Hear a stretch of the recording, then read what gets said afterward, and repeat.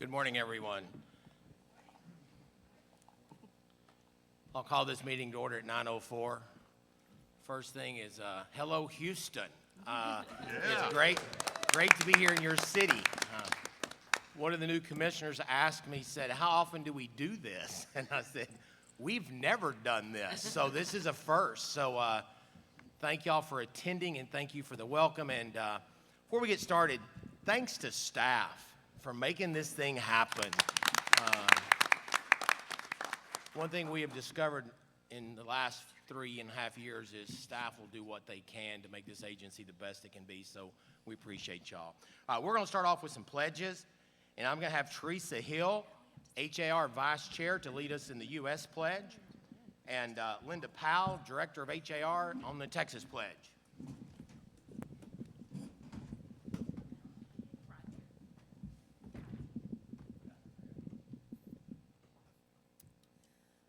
I pledge allegiance to the flag of the United States of Texas, through the republic for which it stands, one nation, under God, indivisible, with liberty and justice for all.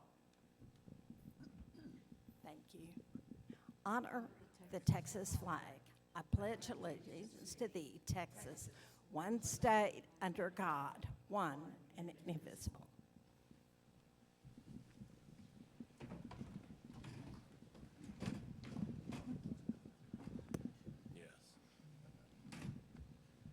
Agenda item number 2, I would like a possible action to excuse the absence of Commissioner Bernstein.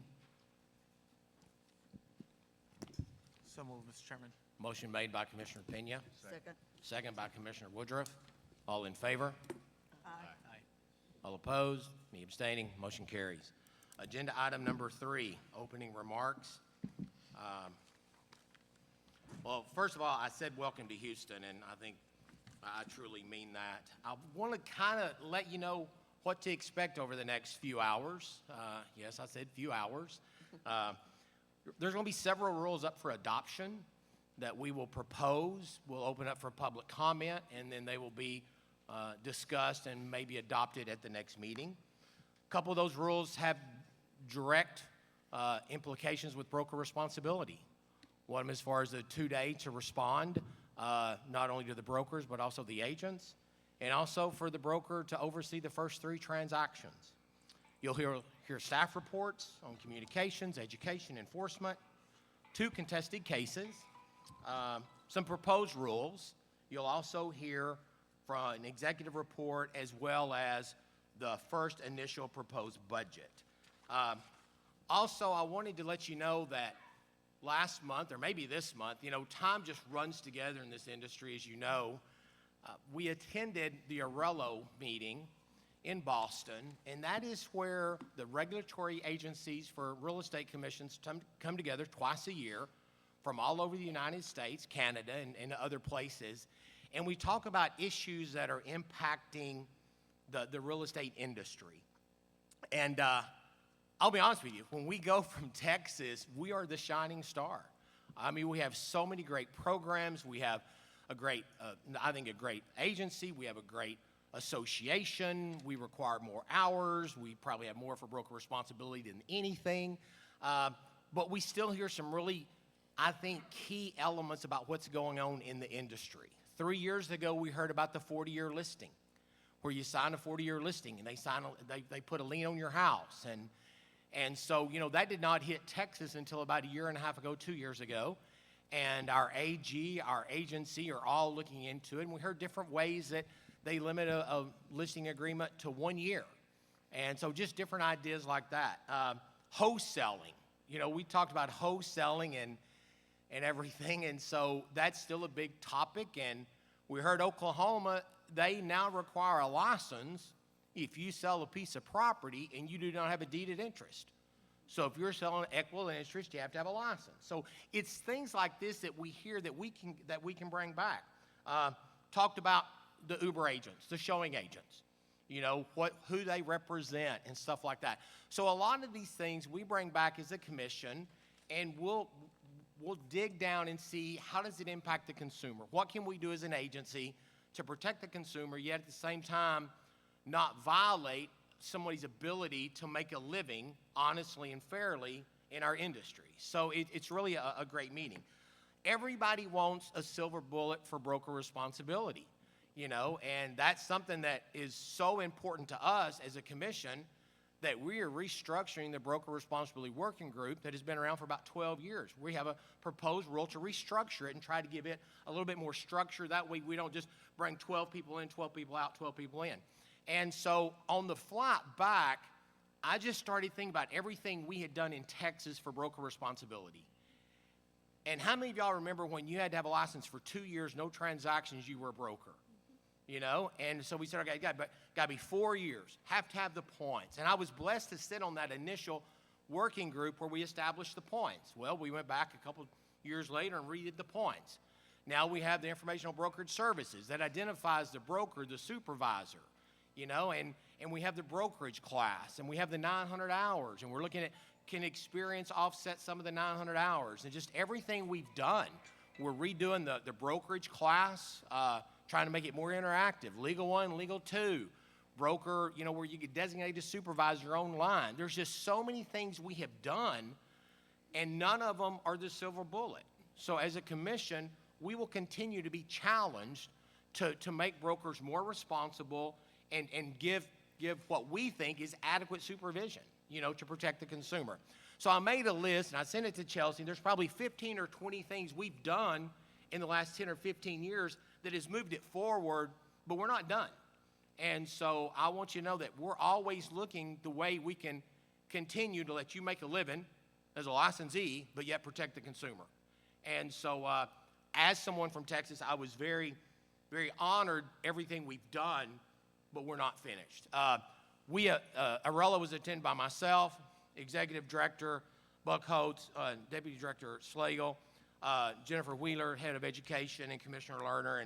And so, you know, it was in and out, day and a half, but the information we gathered that we could bring back for us to use in our working groups moving forward, I thought was just absolutely incredible. And I'd ask Commissioner Lerner for her take on Arello and her thoughts.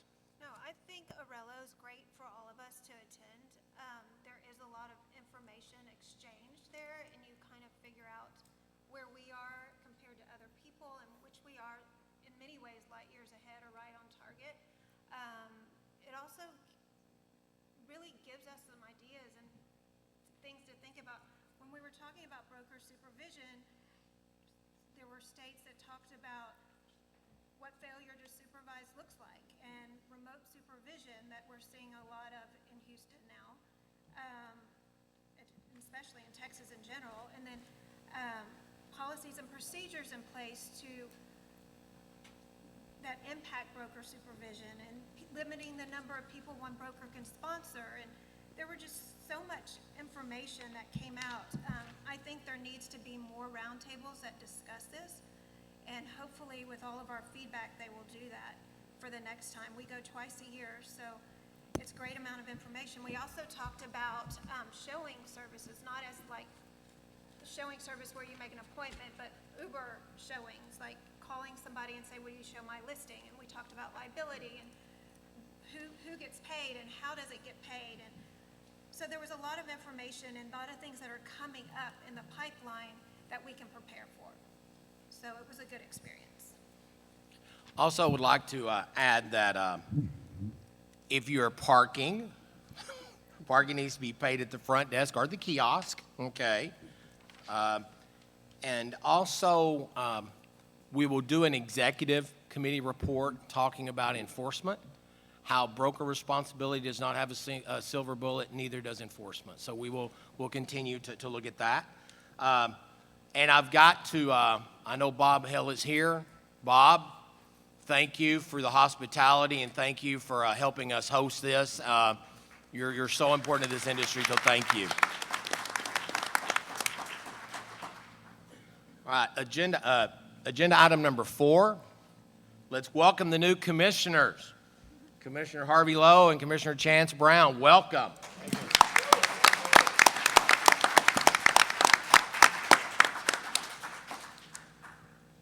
I know y'all will do awesome. We're really glad to have you on board.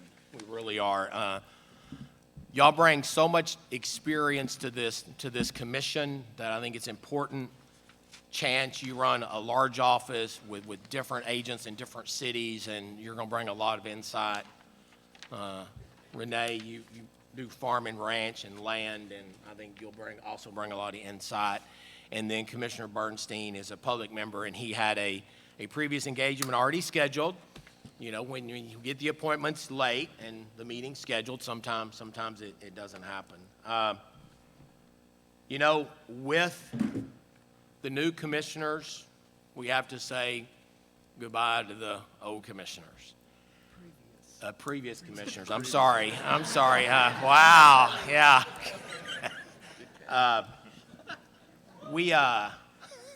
Thank you. Okay. Good save. Yeah. 3.5 years ago, when I came to this commission, we had Commissioner Turner, Commissioner Leonard, and Commissioner Stevens, and they really helped do the foundation to get this agency turned around, and we hated to see them leave. Everybody knows, if you've talked to me at all, I believe 6 years is enough. I don't believe you should serve 2 terms. I think 12 years is too long. I think the most important thing about leadership is finding your replacement.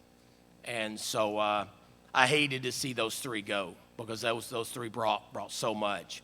The 3 leaving now, Commissioner Williams, Commissioner Wilkinson, Commissioner Miller, they came into this agency when we probably weren't in the right direction. And they were implemental in helping make some of the very fundamental changes that I think has made our agency a lot better agency. Their commitment, their travel, setting their business aside, doing what was right for the agency.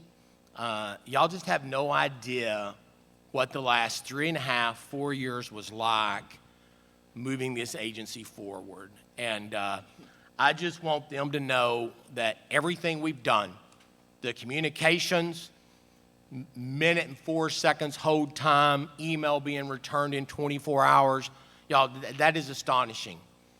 But new commissioners, I challenge you, we're going to move it forward. We're going to have a new website where maybe you don't have to call, maybe you don't have to do an email. Processing time, new licensees. I mean, you turn it in on Monday, you're getting something back usually by the end of the week. But there's still things that we need to modernize to make processing for different types of things done. Enforcement, again, not a silver bullet, continue to work at that. But Commissioner Wilkinson and Commissioner Miller are here today, and I just want, as the chairman, when I came in, they were there. When I had a question, I had a comment, I needed to vet, they were there to talk about the other side that I wasn't seeing, or maybe on the side I was seeing what we could do to implement it. And I don't think, I talked to someone that was, that's new with HAR, and she's from Georgia, and she said the commissioners there, if you're a commissioner there, you have to give up your license. You have to suspend it and not practice. And as a commissioner, I just thought, wow, I don't know how we could do that. But even though you don't give up a license, you make a lot of sacrifices. And so I would like for them to come up. I'd like to thank them for their service, thank them for their support, and thank them for making some really tough decisions that led this agency forward. And I don't know of anybody better to serve with than the commissioners we served with. And if I broke my rule and reappointed Chance and Renee, y'all probably wouldn't be here, okay, because we had some really good commissioners. But just from the bottom of my heart, thank y'all. And I think Chelsea has some stuff to say and some stuff to present. Y'all come up.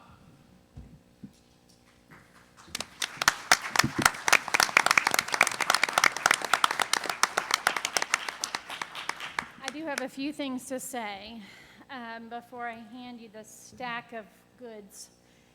But with the welcoming of the new comes the saying goodbye to those who have served. I will not call you old. I will call you those who have served. It's going to be a while. Jan Fight Miller, Delora Wilkinson, and of course Michael Williams, who is not here You have served this agency with distinction. These last 6 years have not been without ups and downs, including a really hard sunset review and a transition to new leadership that I'm delighted to be a part of. It hasn't been easy, I know. You have made some really hard decisions, and you've done it with respect and with poise. You have represented the commission well. You have fulfilled the mission to protect consumers and to encourage economic growth in Texas. You have also read a lot of commission books, hundreds and hundreds of pages, a lot of rules. You have come prepared, and you have done what it takes. You've navigated virtual meetings. You have worked through lunch. You have driven from Dallas to Austin and Houston to Austin and back. You have listened. You have asked questions. You have learned. You have guided. You have taught and coached me and so many others. I'm grateful to know you, and I will continue to claim you in my circle long beyond your title of commissioner. So thank you for your service and for just the time you've given to us and to this great state of Texas. And so I present to you, I will read this once even though you each have a copy of this certificate, in recognition of dedicated service to the citizens of Texas as a member of the Texas Real Estate Commission from September 2017 through April of 2023. Presented on this day, the 16th of May, 2023. We also have a flag flown over the Capitol earlier this month for each of you.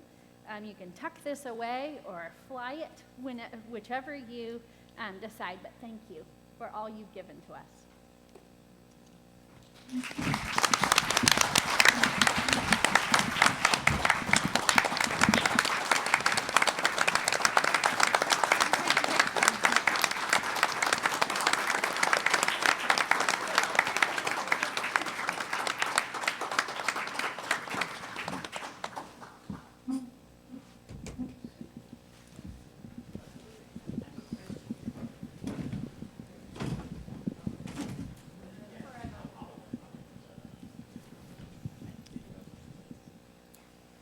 I invite any other commissioners to say anything if you'd like. Okay. Feel free to.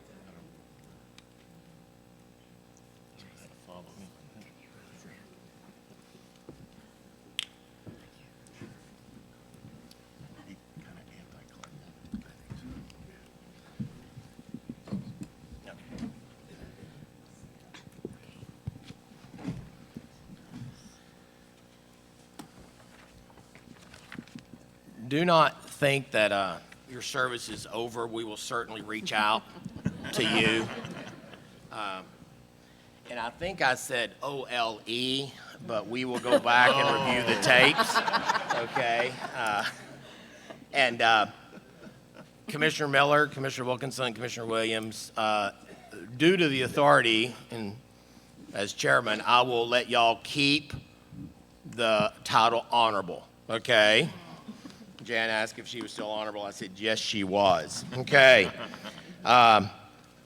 Thank y'all again. Y'all just, if you have not looked through our packets this packet this month was 200 pages. I thought maybe it didn't download fully.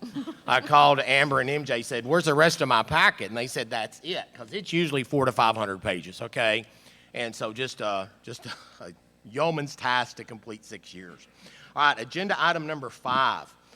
This is where I make appointments to the different working groups and advisory groups and stuff like that. And I made myself notes, and we surveyed the commissioners and said, what do you want to serve on? And we tried to get them where they wanted to, but unfortunately, you know, a lot of people want to serve on different things. So this is the way I placed it.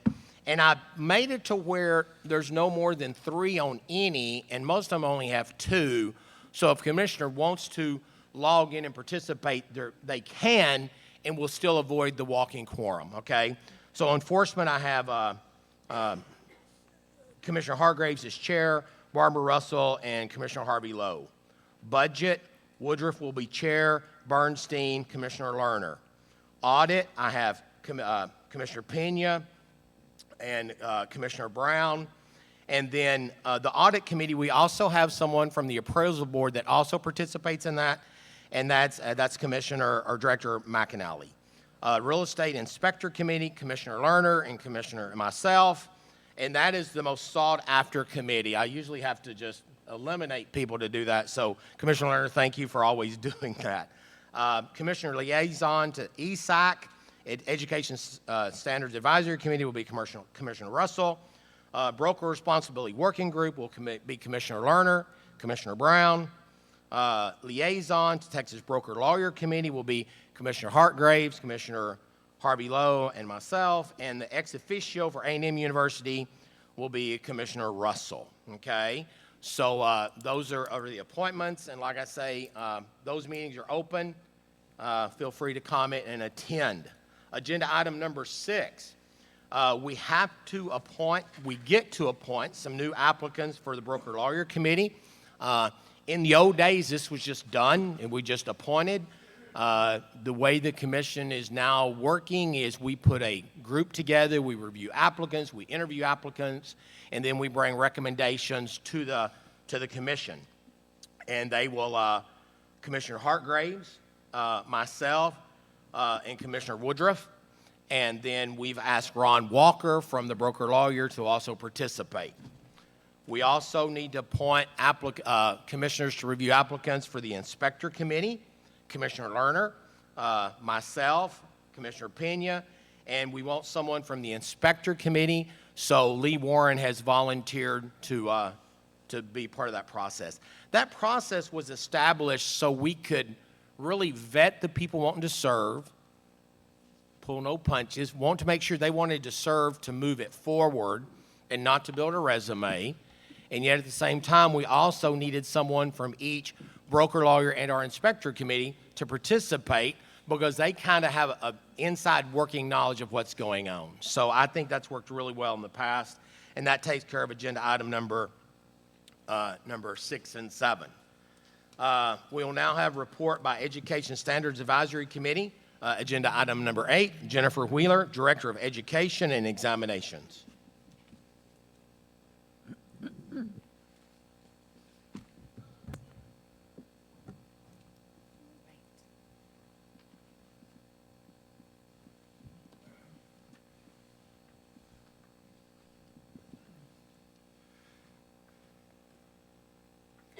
Good morning, Chair Kestner, Commissioners.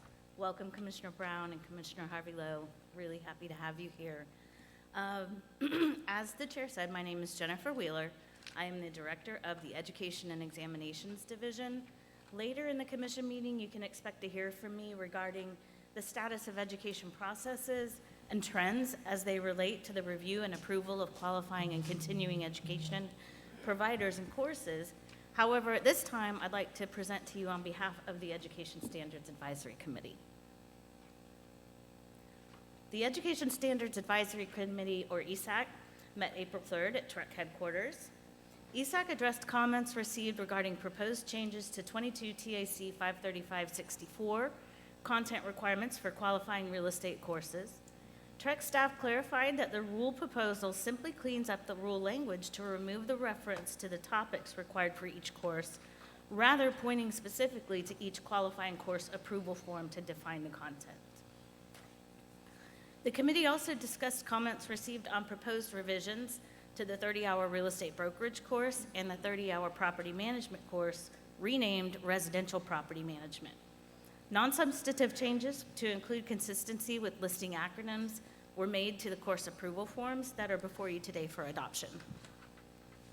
The committee voted unanimously to move both recommendations forward.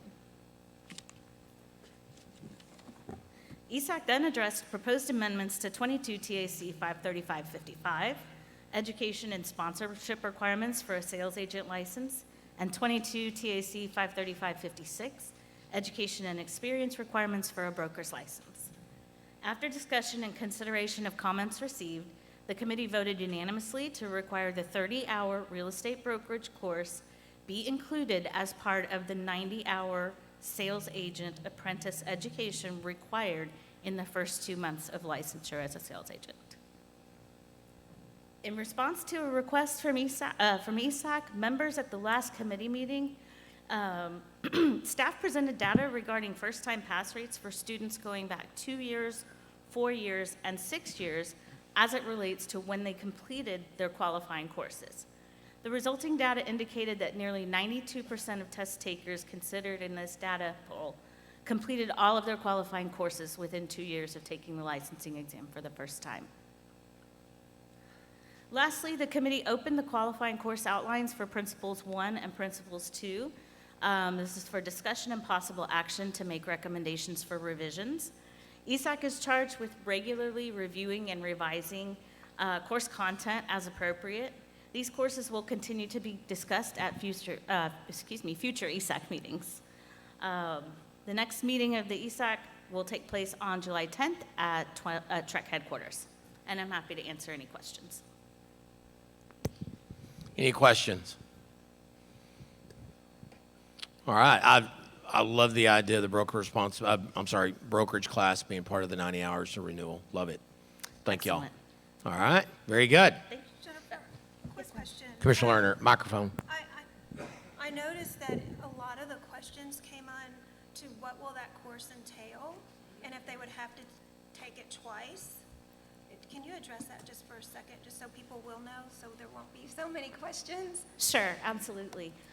So I think the question is, Commissioner Lerner, what are the changes that have been made to the 30-hour real estate brokerage course, and what is the implication for somebody who has to take it as part of SAE and then seeks to obtain a broker's license? Right. Is that right? And how it's going to benefit them by taking it at this time versus later on? Sure, okay.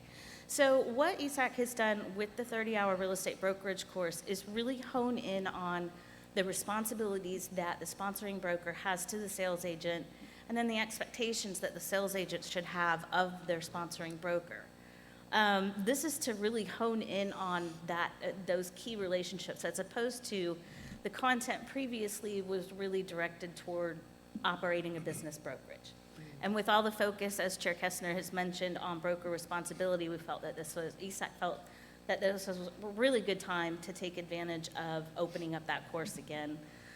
The idea is that with the requirement for this to be a part of your 90 hours, not to be included on top of, just to be clear, this is 30 hours as part of the 90 hours of SAE requirement, is that it's an opportunity, one, it would be a statutory change for us to put something on top of pre-licensing courses, so this is the first opportunity that really we have the ability to address that sales agent broker responsibility. So by putting it in SAE, the sales agent gets that knowledge as soon as they possibly can. The flip side is, if that sales agent then wants to become a broker, they would have to take that course again, because we do know that the requirement is for the real estate brokerage course to be completed within 2 years of application for a broker's license. There are two things here. One is the perspective that a student has when taking the course for the first time as a sales agent, and two, the perspective that they would have when taking it again with the perspective of being a broker, and the value that can be obtained from both of those different perspectives. The possibility that an individual would have to take the course twice, this is a question that has come about like within a short period of time, is really not going to be an issue, because if you have to take it within the first 2 years of licensure, and then you have to be licensed for 4 years in order to become a broker, the reality is the soonest you might have to take it is 2 years apart. Did I answer your question? Absolutely, and I think another question, and this is, I can answer it actually. People were asking, well, wouldn't that be better to have in our initial hours, so we know how to interview a broker or whatever, and they can take it. It doesn't mean that you have to wait to take it, so. That's absolutely true, and I know that we have a number of license holders or applicants that come to us that have already taken all their pre-licensing education and an SAE package. So it's not, it's not precluded. You can certainly do that. Just to follow up, I totally agree with Commissioner Lerner. It would be great if it was part of the initial 180. Unfortunately, currently that is statute, and so Yeah, hopefully one day it will move there. But I loved your answer. When you take it as a renewal, you have a totally different mindset than taking it as a broker. And hopefully you'll, well, let's hope you have a different mindset taking it as a broker, okay?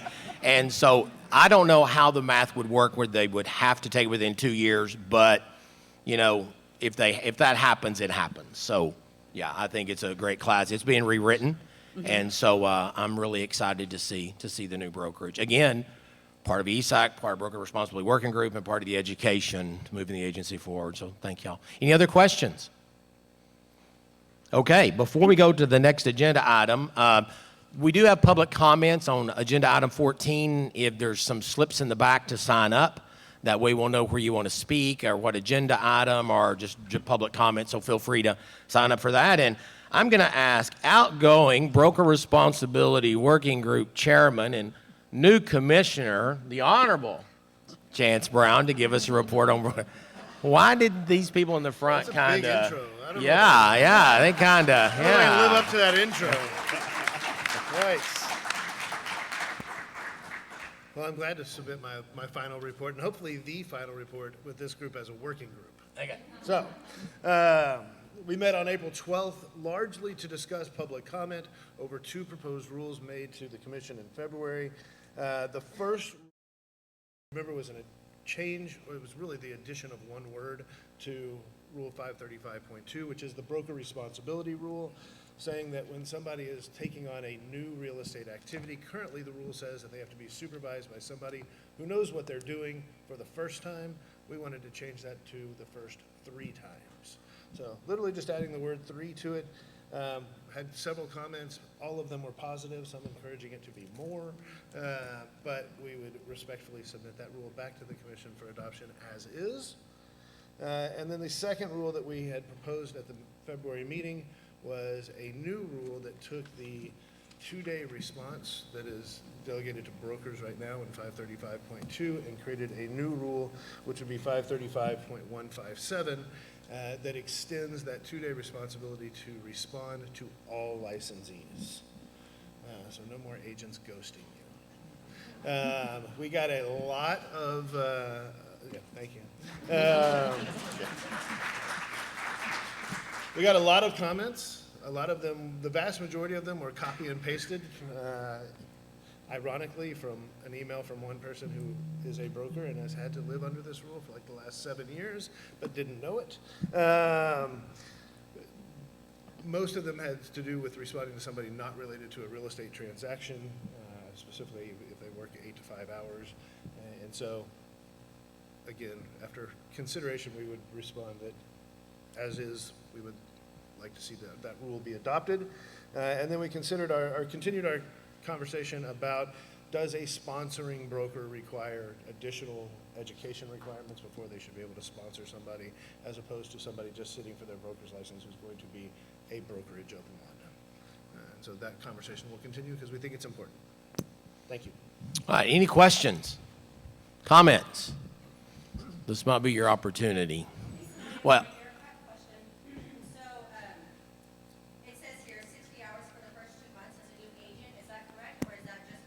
you know, the 90 hours is for the first 2 years. 90, yeah. You're talking about renewing your license the first time? Okay, yeah, it is 2 years, and it is 90 hours.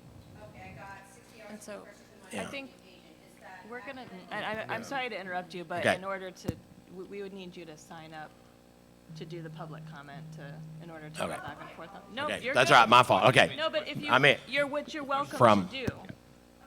If Okay. you want to have a sheet, we have a sign-up sheet in the back.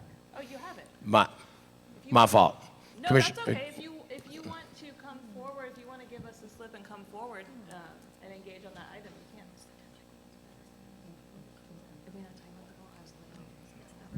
It's on the report, and that's, so, and I apologize, because I was looking at something else. If you want to comment on the rule, which we'll do later, you can give me that slip, and we can talk about it then. And again, I will take that. Commissioner Hartgraves? Did you have a comment? No, I was just trying to Okay, get us back on track. okay, all right, very good. Thank you, Mr. Commissioner, Everybody signed up that wants to sign up. Did anybody sign up for this agenda item? If they want to sign up in general. Right, or if you don't sign up in general, either in just public comments or agenda item, feel free to, okay? All right, You can if you just sign up. Texas Real Estate Inspect, yeah, sign up, you can sign up for a specific agenda item or general public comments. All right, agenda item number 10, Lee Warren, Inspector Committee Chair, Lee Warren. It's always fun to follow Chance. And now he's honorable, so now it's all out of whack. I just want to take a moment to welcome the new commissioners and thank the outgoing commissioners as well. The Inspector Advisory Committee makes recommendations for the commission on inspector-related items and puts in the time, energy, along with staff to dive deep into issues that face our industry to better protect consumers across this great state. The Inspector Committee met on April 18th. There were a number of items that were discussed. Starting off the meeting, Mike Morgan was elected as the vice chair to fill the vacancy from Scott Regan, who unfortunately had to vacate his position on the committee. The legal SOP course will be in front of you today for approval. It's towards the end of the agenda. Texas A&M has the course developed for the Legal 1 and 2 for brokers and salesperson, as well as the Train the Trainer course. However, creating one for the inspector equivalent legal SOP course was not within that agreement with Texas A&M. In order to ensure consistent content consistency with the inspector course, the IAC, TREC staff, and a number of subject matter experts created the full course ourselves over 2 years ago. A writing group has been working for the last few months to go over that course and make multiple changes and updates that are needed in order for its release on September 1 of this year. The subject matter experts and TREC staff have put in a lot of time on this project, and I believe we're pretty happy with the result. I would especially like to thank TREC staff Jennifer Gruby, Jennifer Wheeler, and Tony Renteria for everything they have done in getting this large project off from start to finish. Subject matter experts, including Tom Langley, Mike Morgan, and Steve Reinhardt, have also volunteered hours of their time to make this course what you have before you, and it's greatly appreciated. Staff has been working on an evaluation form for the Texas Practicum, which is the pre-licensure component where students perform at least 5 inspections, complete reports, and get evaluated prior to becoming professional inspectors. This form was discussed at our meeting. However, in going through the form, it brought up more questions about how the form would actually get into the students' hands, where it would go from there, and much more. As a result, this was sent back to the Education Subcommittee for review, but I anticipate we'll be bringing this back to the commissioners for your August meeting. We had a discussion about the possibility of inspectors putting their picture on the TREC page. This way, consumer or other license holders may be better able to identify the person inspecting their home. After much discussion with staff, it became clear this kind of creates more issues than it resolves. So we left it at that. There was discussion about creating a list of what TREC would consider a basic tool as it relates to the standards of practice. The discussion occasionally comes up between what is considered a basic tool and a specialized one. After discussion, it was decided to leave it as is and let TREC enforcement deal with any issues on a case-by-case basis. You'll see other few items on the agenda from the inspection side. Most of these are minor changes to numbering sections that have expired and no longer valid to the quadrennial rule review, items that Abby Lee and her team have briefed the IAC on before the last meeting. Tony Slagle made the IAC aware that there was a bill going through the current legislation that has an inspector-related item. This would be the removal of the Inspector Recovery Fund. Since inspectors have been required to carry professional insurance since 2007, there have been very few requests for reimbursement from the Inspector Recovery Fund, and its usefulness has been in question for some time. And I believe Tony will have an update on that as well later, and I'm available to answer any questions you might have. Any questions from the commissioners? All right, hearing none. Thank you. We'll move to agenda item number 11, report on the Texas Broker Lawyer Committee, General Counsel Burgess.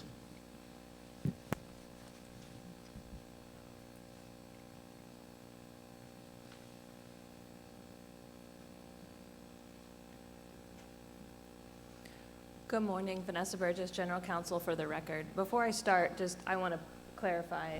So if you would like to speak on an agenda-related item, there are public comment forms at the entry table outside.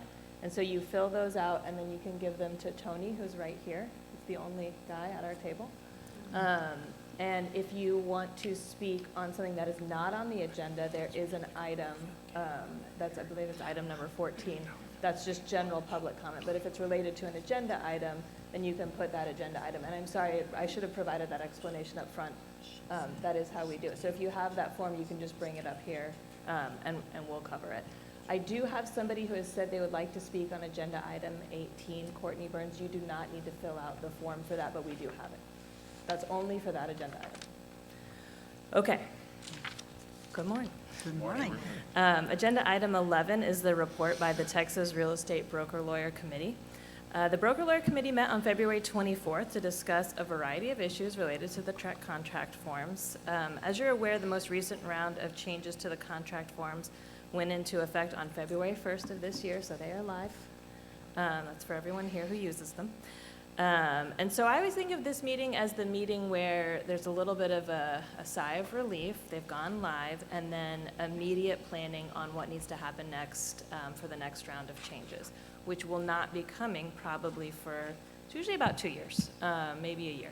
It's gonna depend. So the group, they get together, they meet, and they talk about sort of their wish list items, and they walk through all those. I'll go through some of those that are of note here. I will also note, because we do have such a large audience, we're likely to see, and I'll talk about this a little bit at the end, some legislative changes to the TREC contract forms, and that is different than what, while it comes out of the Broker Lawyer Committee, what they talked about in this meeting were their wish list items, the things they want to do versus the things that the legislature instructs them to do. Those operate on a little bit of a different timeline. So at this meeting, and I think this is also of note for any license holder who is watching this, the committee picked back up with its discussion regarding required notice under paragraph 6E11. This conversation is ongoing. There were some changes made in the last round of contract form changes about the required notices, and we've been getting some questions on those. The Broker Lawyer Committee is very aware of those questions, and they believed with the last round of changes that they were moving the ball forward, and they were going to circle back and come back and have the conversations of how can they do better, how can they make this even better. But they felt that the changes made under the notices section were significant enough that they merited the contract form change that went into effect February 1st. So that's an ongoing conversation. I think that's important to note. The committee also examined public comments received related to contract forms, and they're examining language in response to those comments, particularly language to paragraph 2B of the third-party financing addendum. But right now, again, they're just examining, they're just looking. This is the real early stages.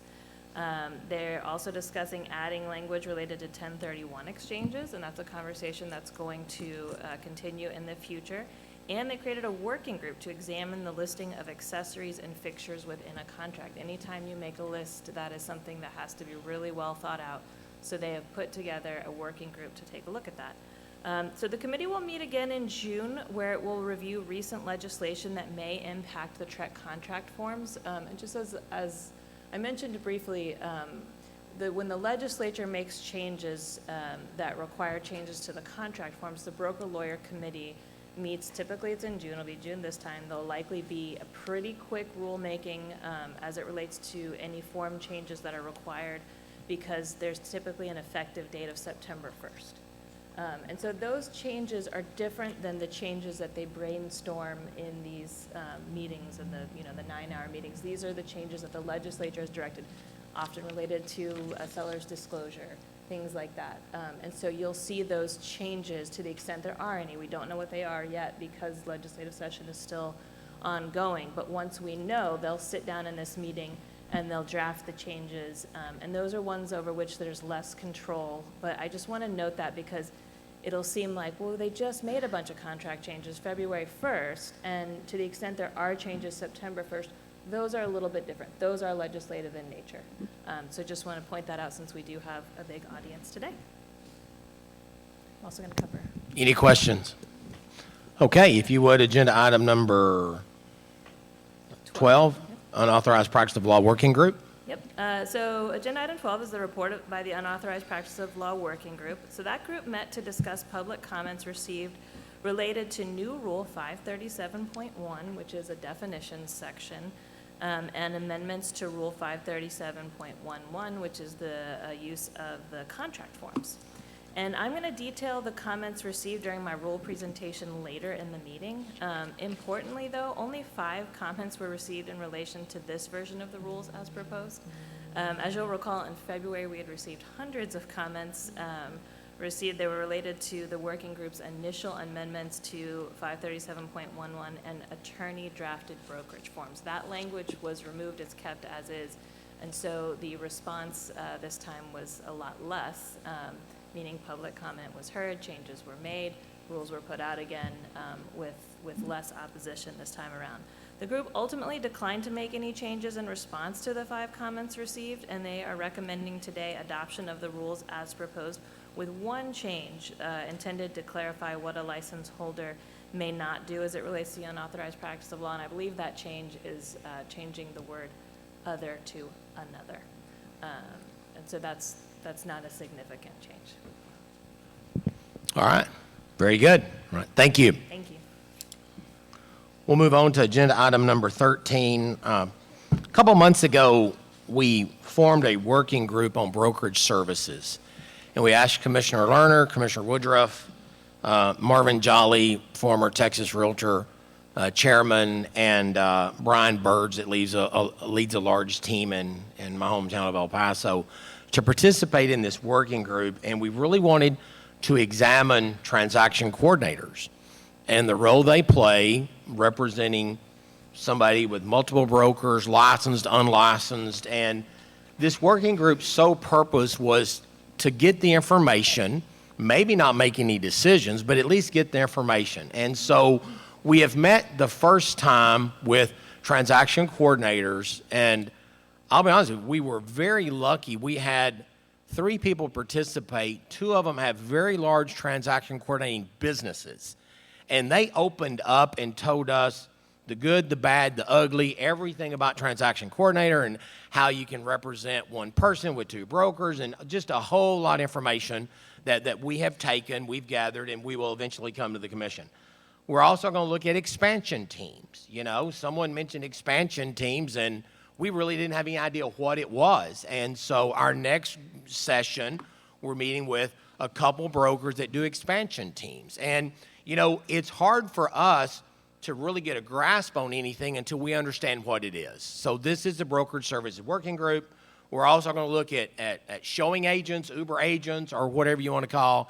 But it's really something that I applaud this agency for doing, instead of just trying to make a rule, really bring the shareholders in and give us clear definition of what's going on. And I know it's been a really eye-opening, information for myself, Commissioner Woodruff, and Commissioner Lerner, if y'all would like to add anything to that. I would just, oh, there we go.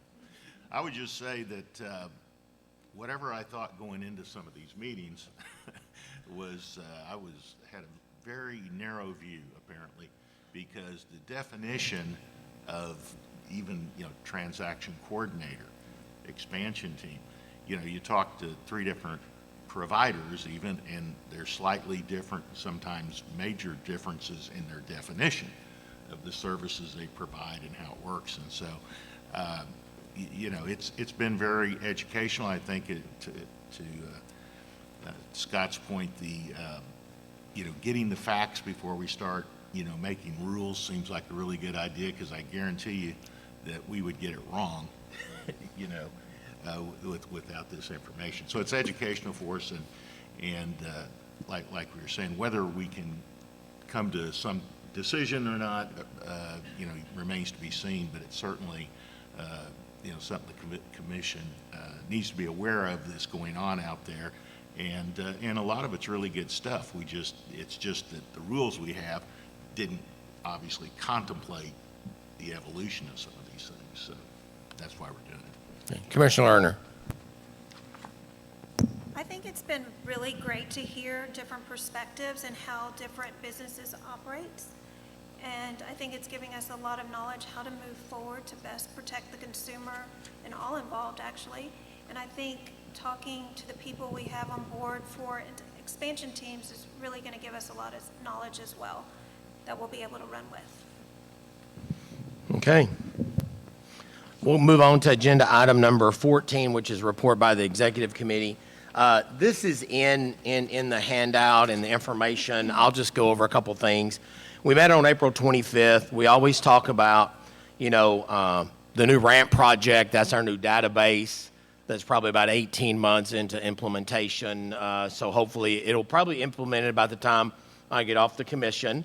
But it will certainly be a game changer in a lot of things that we can do online and digital. We always talk about how many phone calls we get, and how many emails we get, and the hold rate. And I remember years ago it was over 16 minutes. I think this one was a minute and 4 seconds, okay? Emails being returned within 24 hours. We talked about obtaining CE credit at attending a commission meeting other than the one in February. And so we put that on the agenda for the next meeting.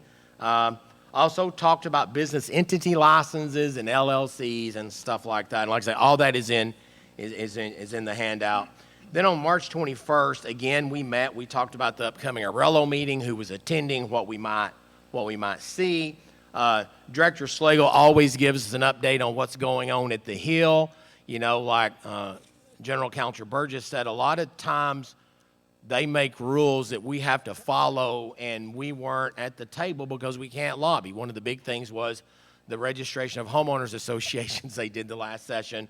So Tony Slagle's always over there keeping an eye on what's going on and keeping us up to date. We talked about the brokerage. We talked about maybe having to take it within 2 years, but we thought it was a good idea because the fact is you're going to look at it differently. We decided that we will move forward for CE for the commission meetings, but no more than 4 hours in one cycle. Otherwise, you can't just attend all the commission meetings and build hours. And then Commissioner Pena brought up some concerns and some questions about the enforcement. So the executive committee has decided to do a deep dive into the enforcement, the process, just everything about it. And we will work with the enforcement committee, will work with staff, and kind of look at the enforcement. I mean, you look at the numbers and they're so much better than averaging a year and a half or a year under 6 months. But what can we do to make it even better? We have a triage system to where if it's an advertising complaint, staff can send a letter, get it corrected, everything great. But what can we move forward? And so that's something the executive committee is going to take a deep dive in and sit down and kind of see where we can go from there. And so anyway, be glad to make any other comments, or if you'd like to get with me afterwards, we'll certainly discuss it. But that's what the executive committee met with. And any questions from the commissioners? Okay, I will now move to agenda item number 15, report on budget. Commissioner Pena.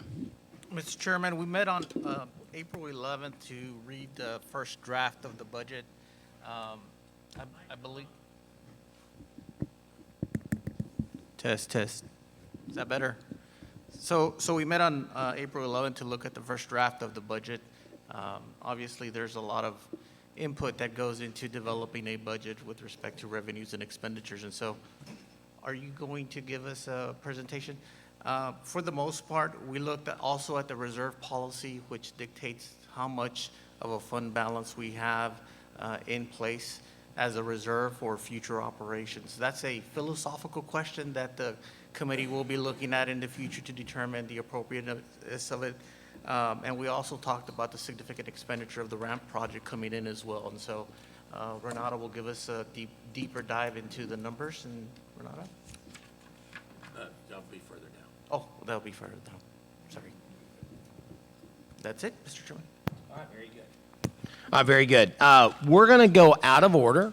We're going to go to agenda item number 31. Gary Mailer with Research Center is here. I believe I saw Gary earlier. Yes.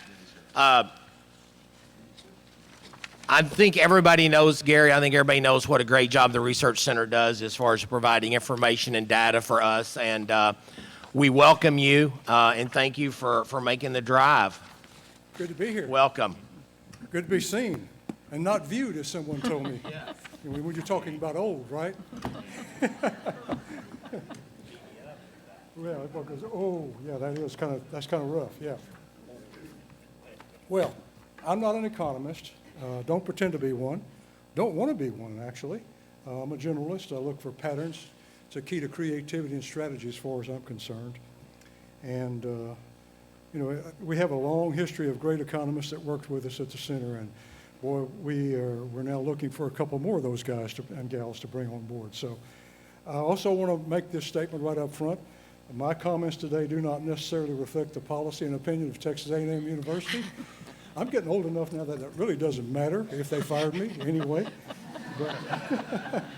But I do say that nonetheless. What I'm going to do today is share with you some things that I've gleaned from a couple of really high-powered meetings that I've been part of with some of the top economists and top real estate minds in the country.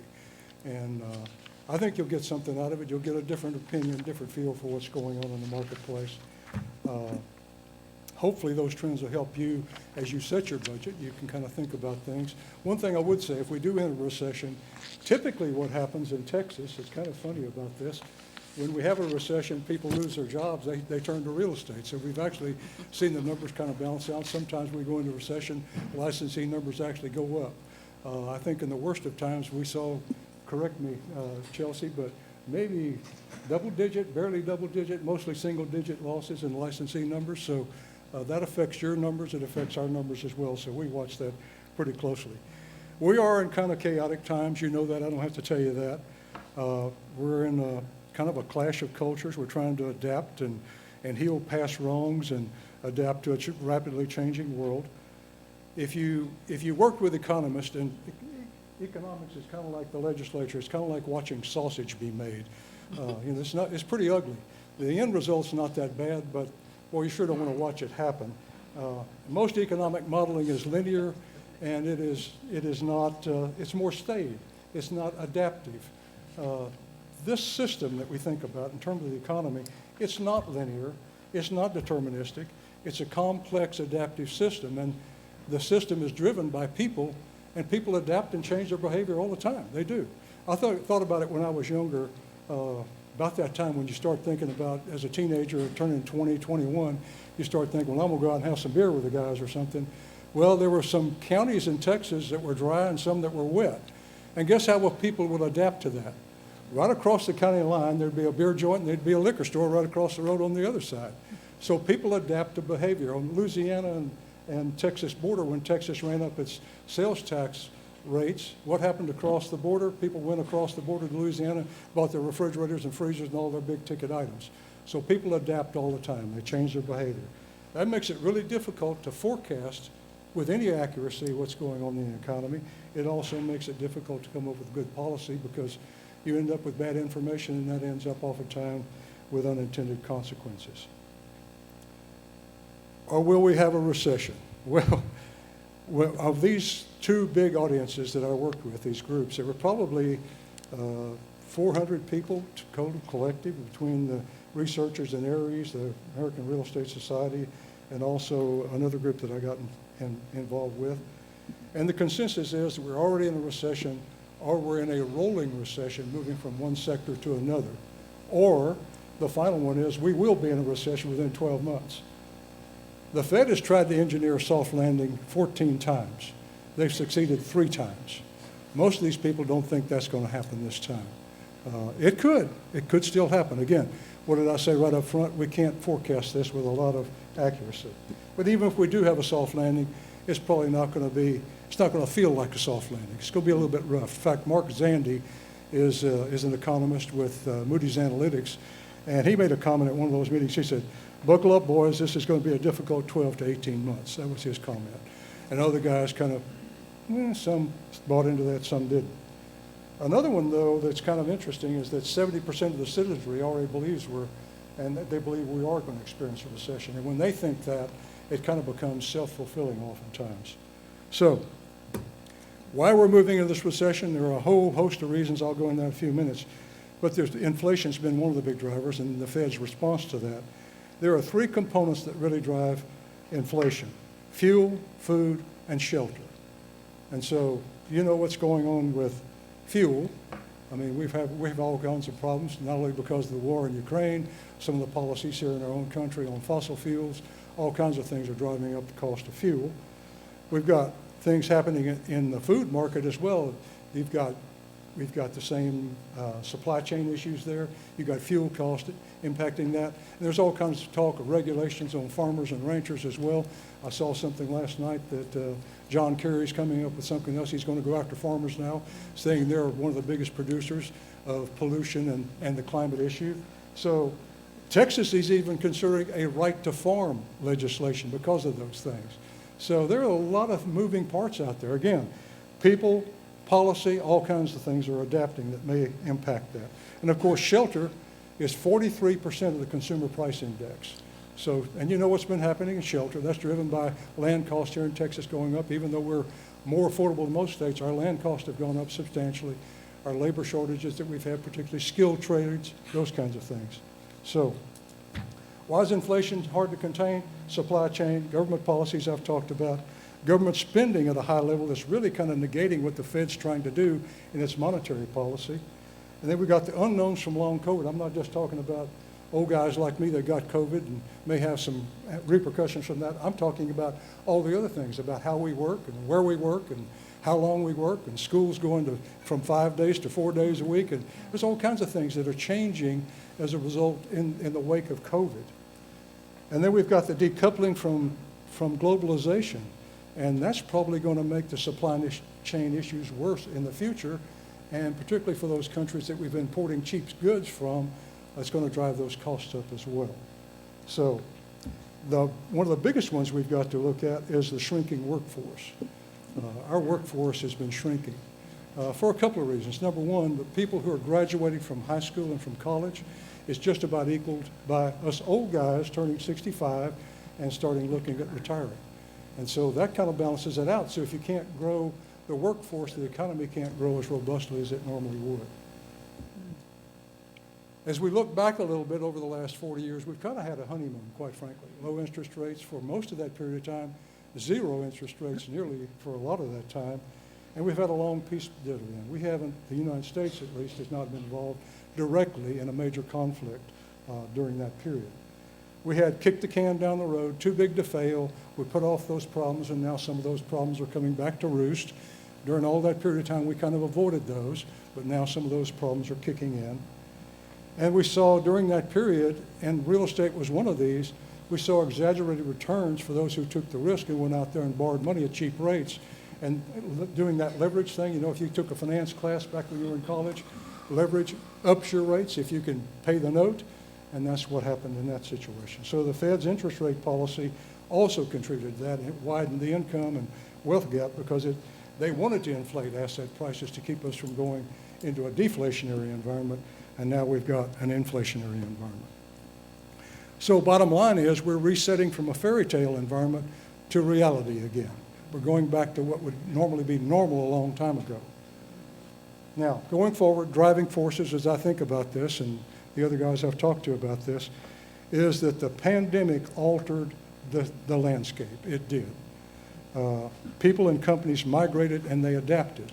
There's an old saying in the biology realm, migrate, mutate, adapt, or die. Well, we adapted and we migrated. We did. In fact, spatial dispersion was a big deal about this. We shifted where we work and where we live. I mean, it actually happened. And, you know, some people like to ignore that, but there was a massive migration from the Northeast, from California to the South, to Florida and Texas. Those migrating, they typically were in the top 20% of earners. So that was kind of a good thing that we were getting people that actually pay their own way. And if you want the numbers, it's actually 46 million people moved to a different zip code through February 2022, the most in any period since 2010. That's a big number. We actually have migration data. We bought a data set. It's called Infutor, and it looks at postal zip code stuff. It looks at the moving van data. It also looks at credit report data, and we were actually able to even pair that up with our MLS data that we get from the industry, and we could actually track where people moved to and what impact that had on housing prices. So we've got the urban core. We've also had migration within the state of Texas to a certain degree. It's kind of offset by two ways, kind of bifurcated. But we had some migration from the urban core to the suburbs and to the exurbs. And the reason for that, there were a couple of things that drove that.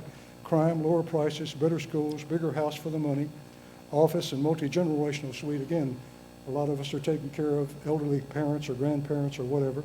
Bigger yard, closer to recreational destinations, all those kinds of things impacted that. But we did experience that. That migration is beginning to wane a bit, but beginning to level out a bit. The job growth that we talked about here in Texas in particular has largely been across the country as well, has largely been in leisure and hospitality. That's not typically a really high income level, but it certainly has added some jobs. The oil and gas industry, which has been so important to Houston, less important now than it was back when I was working here in Houston as a developer. But the oil and gas industry has been lagging because young people are not choosing it as a career. They saw the boom bust cycles. They didn't have the appetite for that.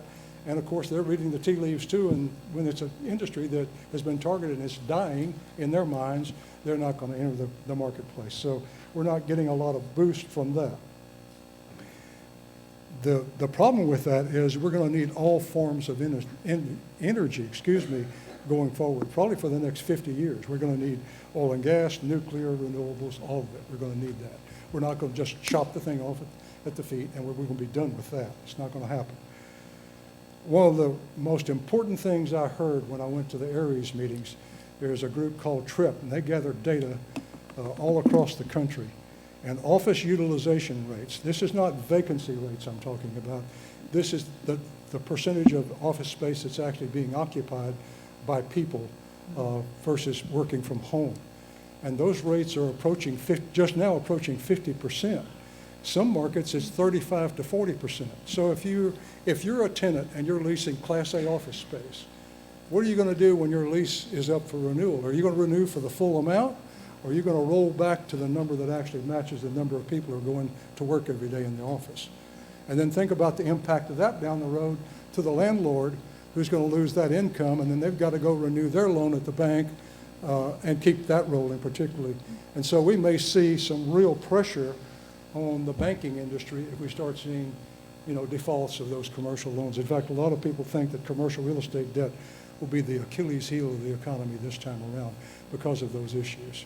So I'm laying out as much of this as I can for you in a short time. I'm going to close my comments with just a couple of other things.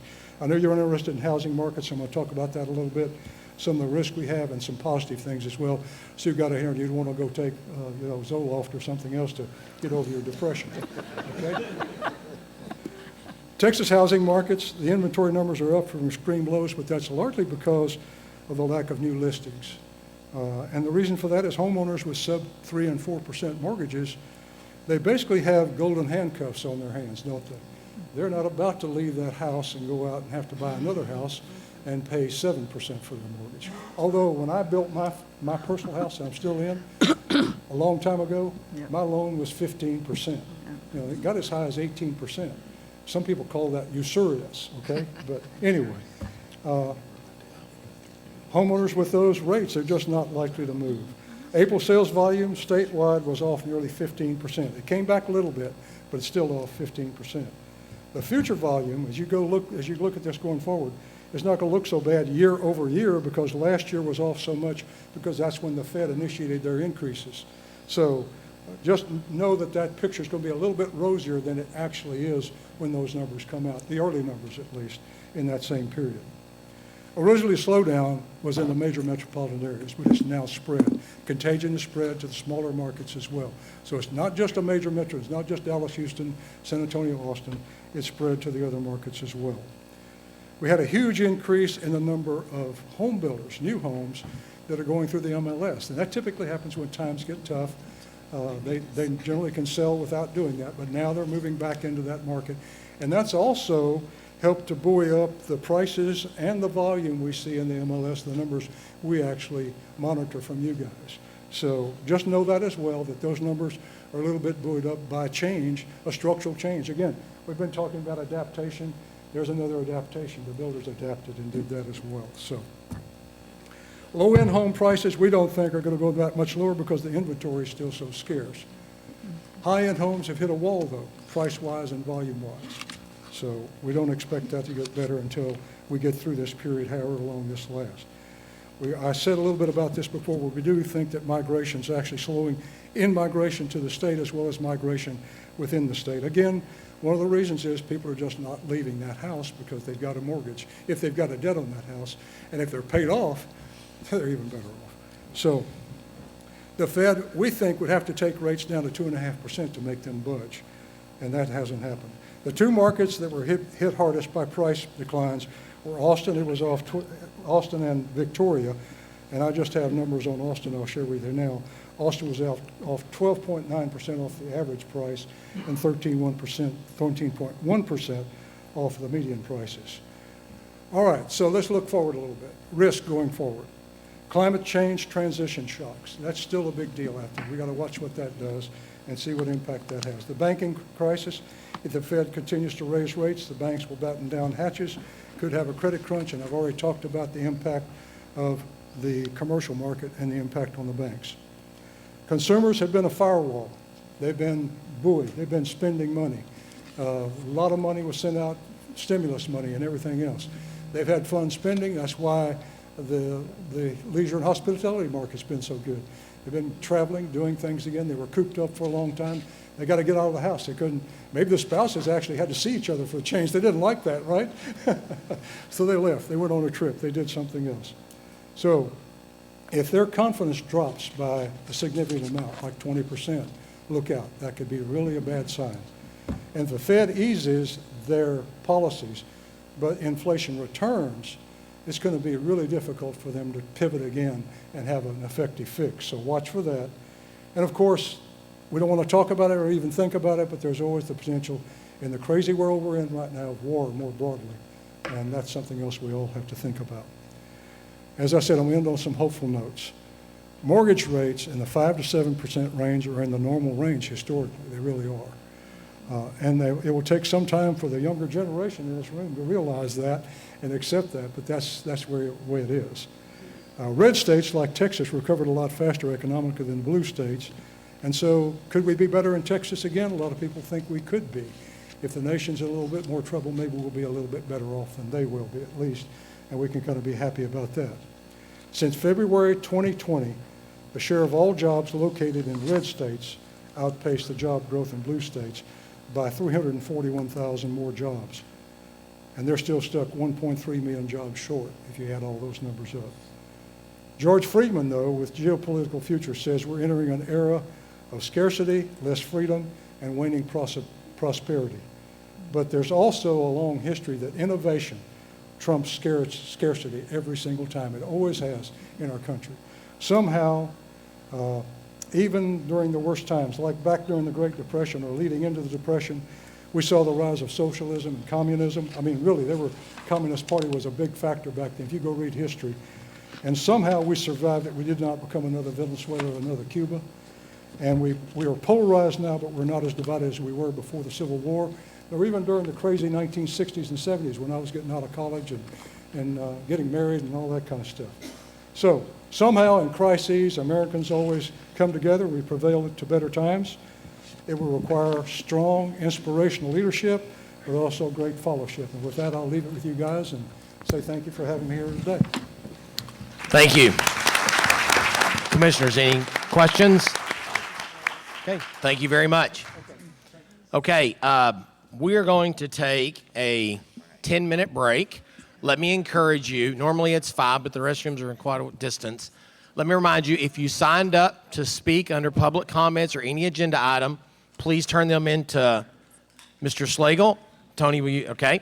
And we will get you lined up to speak. All right, we are adjourning at 10:17. Well, you know all the battles are waging on every front with the group that's trying to... We are calling this meeting... I've heard a little bit about it. I don't know the details. Well, it's taking a lot of energy out of the room.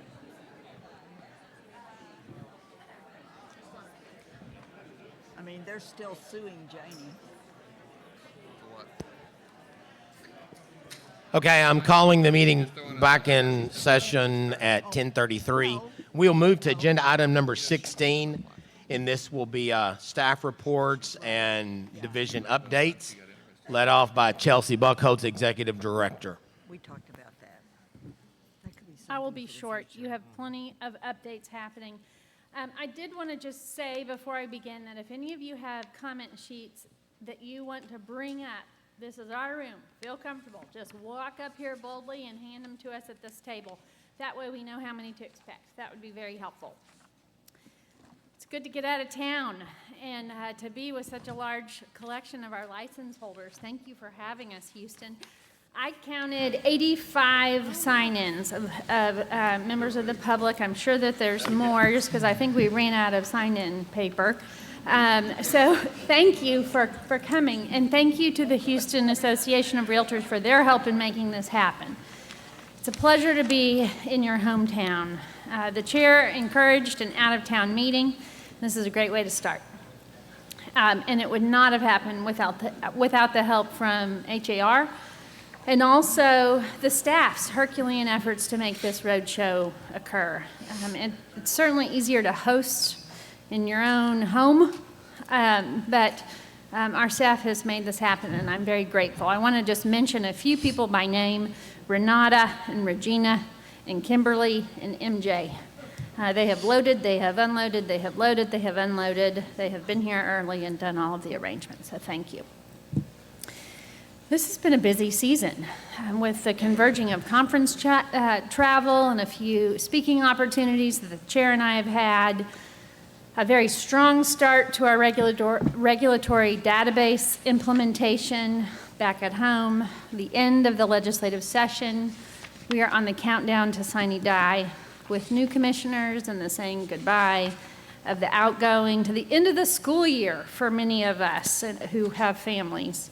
But with the fullness of our calendar comes, I think, most of the time anyway, the fullness of life. So we are grateful for all of the busyness. I want to first start by just welcoming our 3 new commissioners, 2 of which are here.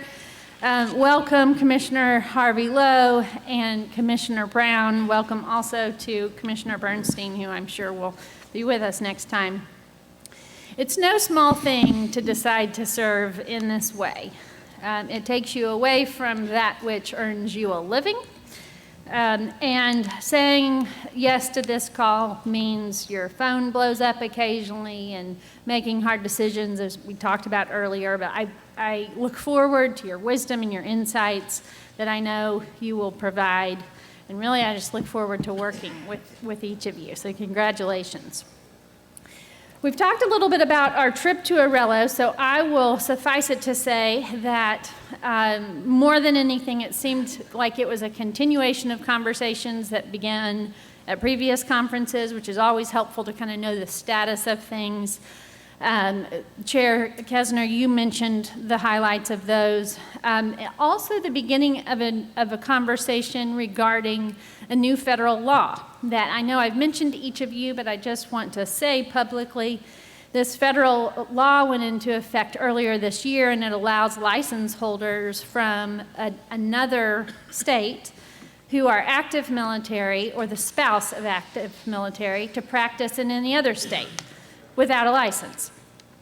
I just want to say that we've gotten a few calls on that. It was helpful to compare notes with other jurisdictions. And this will be a good opportunity for us to wade into these waters and see what it holds. It does not require substantial equivalency, so that's different than ever before. It does have a few stipulations. You have to have a license in good standing.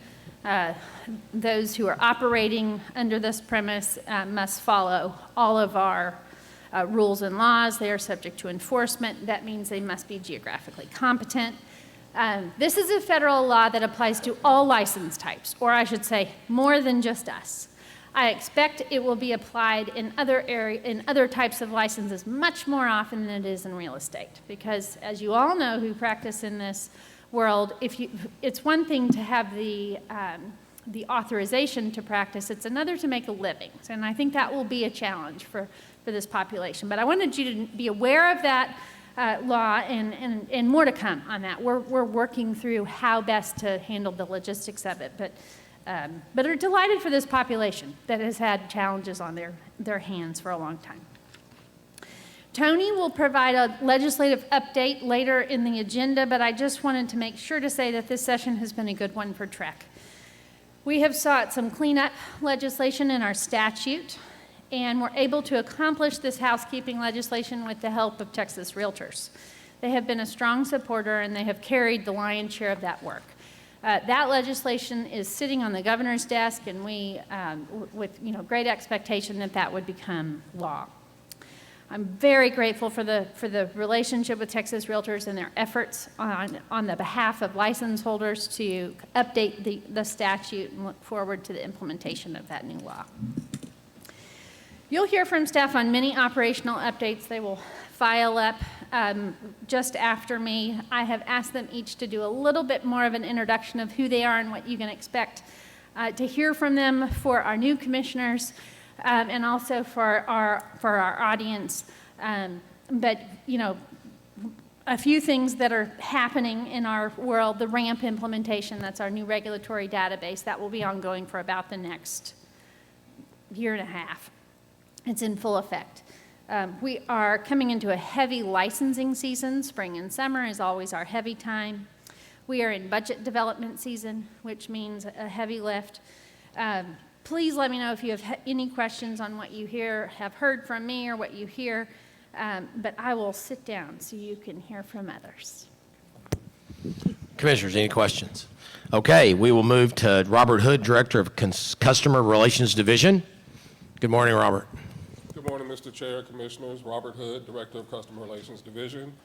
I am pleased to present to you on the status of the contact center. And to our new members, our contact center handles calls, emails, and in-person visits from our license holders and our potentially licensed holders. On page 17 in your meeting materials, that will be the start of our March staff reports. And then on page 18, we will start the Customer Relations Division stats through March of 2023. All metrics for the division trended in a very positive direction. The contact center was presented with almost 18,000 calls. This was the most calls presented to the contact center since March of 2022. The hold time for March was 1 minute and 50 seconds. During this time, the contact center was staffed with 21 representatives that were handling our phone calls and our emails. As you are aware, we do anticipate some outlier days in which our call volume is above our 2-minute target.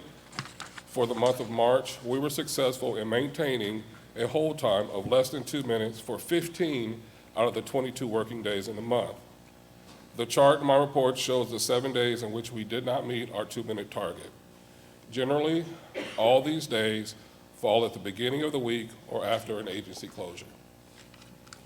We were still able to maintain our 2-minute target for the month with an overall hold time of 1 minute and 50 seconds. The March comparison of calls between TREC and the board is consistent with 93% of our workload is TREC related. On page 19, this is our 13-month comparison of calls presented to the contact center and the hold times for those respective months. Over the past 13 months, the contact center was able to stay below our 2-minute target with only one exception, which was January of 2023.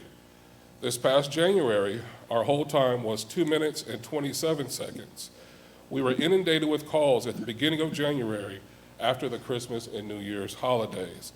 It is our assumption that many New Year's resolutions involve becoming licensed or to be set to be active.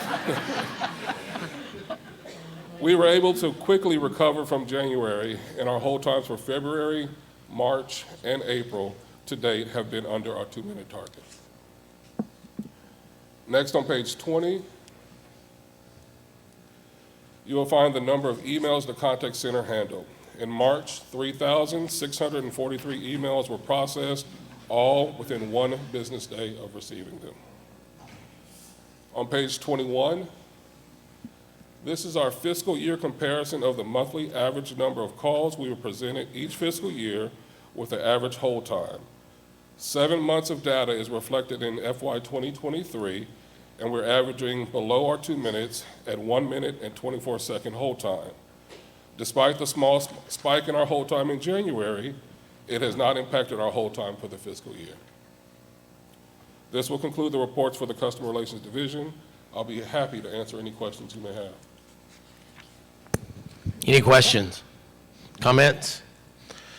Okay, I'm shocked, a 30% increase between December and January. That's, yeah. I hope you're right on New Year's resolutions, because that's, yeah.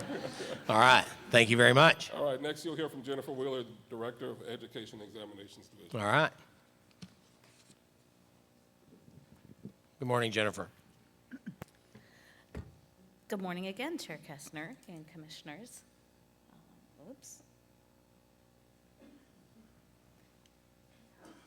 I keep flipping screens accidentally. Again, yes, I am Jennifer Wheeler, Director of Education and Exams for the record. All sales agents, broker, and inspector applicants are required to complete pre-licensing education as well as continuing education once licensed. The Education and Examinations Division reviews applications for qualifying and continuing education course providers and the courses themselves to ensure statutory and agency standards are met. Division team members support the agency's mission to protect consumers of real estate services in Texas by ensuring that content for qualifying and continuing education courses is both accurate and relevant, and that courses satisfy requirements for adult learning, design, and delivery methodologies. All sales agent, broker, and inspector applicants are also required to pass a licensing exam. The Education Division works in conjunction with Pearson VUE, the agency's currently contracted licensing exam vendor, to annually review and revise licensing exam items and develop new exam items. That's just a little bit of background about us. The education team has been very busy, as you'll see in our reports. However, before I get to the reports, I'd like to also provide you with a high-level overview of some of the efficiencies we have either implemented just recently or in the process of implementing in education. In April, we launched non-substantive revisions to all of our application forms that make more clear the information required of the application and the fees associated with each. These new forms do two things. They prepare us for transitioning more efficiently into the new database management system, Acela, and they minimize the need for staff to ask for additional information or clarification upon receipt of the forms. Thus, our hope is reducing processing times. We're also in the process of launching updates to the education pages of the TREC website, which you can expect to see hopefully later this week. Changes to the pages that instruct an applicant on becoming an education provider and subsequently submitting course applications are being modified to make more concise and include live links to application forms and fillable checklists. Additionally, we are launching a reorganized education provider exam pass rate page that presents the information in a more reader-friendly way, making it a more useful tool for education providers and potential students. And with that, I will move on to the reports unless there are any questions on anything I've covered. Okay, Okay, move on. thanks. The education reports begin on page 22 of your meeting materials. The first page of the report reflects the number of qualifying or pre-licensing education provider and course applications both received and then approved in this fiscal year through March. Similarly, the second page, or page 23, reflects the number of continuing education provider and course applications received and approved through March. And if there's anything you want to discuss on these pages, we can certainly do that. However, I can speak in a little more detail to the information that's contained in these pages on the next couple of pages of the report. Okay, hearing none. Page 24 is a representation of all provider applications and courses approved looking back 13 months. I'd like to point you to March of 2023, where you'll see a significant jump in applications approved. As I reported at the last commission meeting, applications received in the Education Division have been on the rise. We're taking measures to monitor the trend. However, in an effort to address the high volume and backlog of applications, we did a couple of things, including seeking the assistance from other division staff in processing our application batch fees. We also authorized voluntary scheduled overtime for our team members who were willing and interested, which resulted in a significant positive impact on our backlog and resulted in a great morale boost for our team members. The two efforts combined allowed us to approve 491 CE course applications in March. The next page of the report reflects a 5-year look back along with an FY to date total of applications approved, indicating that we are on track for another solid growth year. So you can see that these reports separate out qualifying education providers, continuing education providers, both in the top two sections of the report, and qualifying courses and continuing education courses approved in the bottom sections of the report.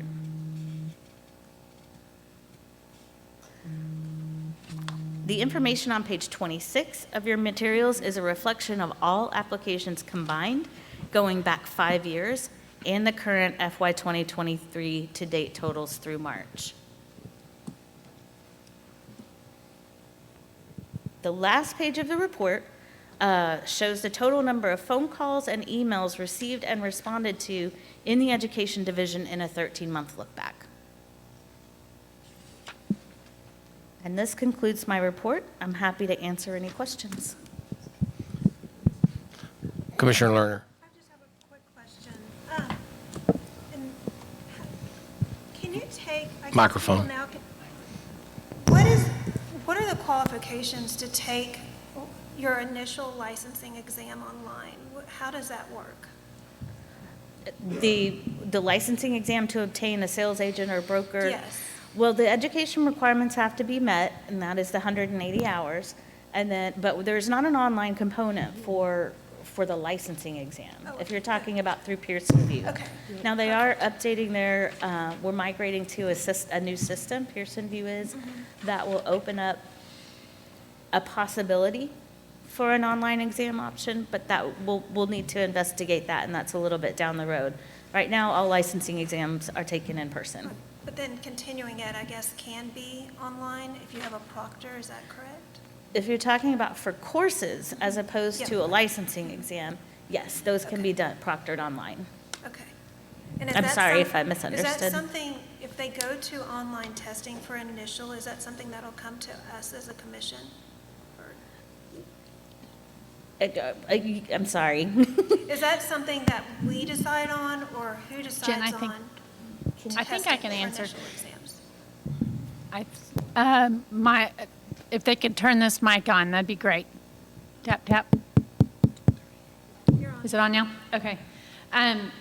Before we moved from an in-person licensing exam to an online licensing exam, there were lots of clicks away from that, but we would bring that to you for discussion, input, that sort of thing. Is that what you're asking? Currently, right now, you can do your courses online for both pre-license and then CE, but you cannot take the test online. You can schedule it online. You can take the test associated with the course online. The licensing Not exam. licensing. There you Right. go. And I apologize, I was not making that distinction in your question. Does that get you there? Thank you. I've got one question. 491 CE classes approved in the month of March. What kind of time frame is it? And I mean, how do you notify the providers that we went from 189 in February to 491 in March? I mean, what kind of turnaround time are we looking at? Because that's significant. Well, and like I said, we were operating under a backlog. We've been through some transitions in the Education Division where, you know, we lost a couple of key people to things that they could not turn down, which I'm actually quite proud of their success. But then we were in a position where we're bringing some new people in, and so we're under some training. And so we kind of started getting backlog, this backlog building up of applications to the point where we were about 60 days out in processing CE course applications, which is, well beyond where we want to be, of course. And so that's where this whole concerted effort came about, and we were able to get through that backlog. So now I think we're probably about 30 days out. Now, our goal time is 15 days, and so that's what we're working to get back where we were, before some of this transition happened. And with our staff, with the full staff that we have now and in their full training, I do believe we can meet that. All right. Come back to that goal. Very good. All right, any other commissioners? All right, thank you. Next up will be Denise Sample, Director of Licensing.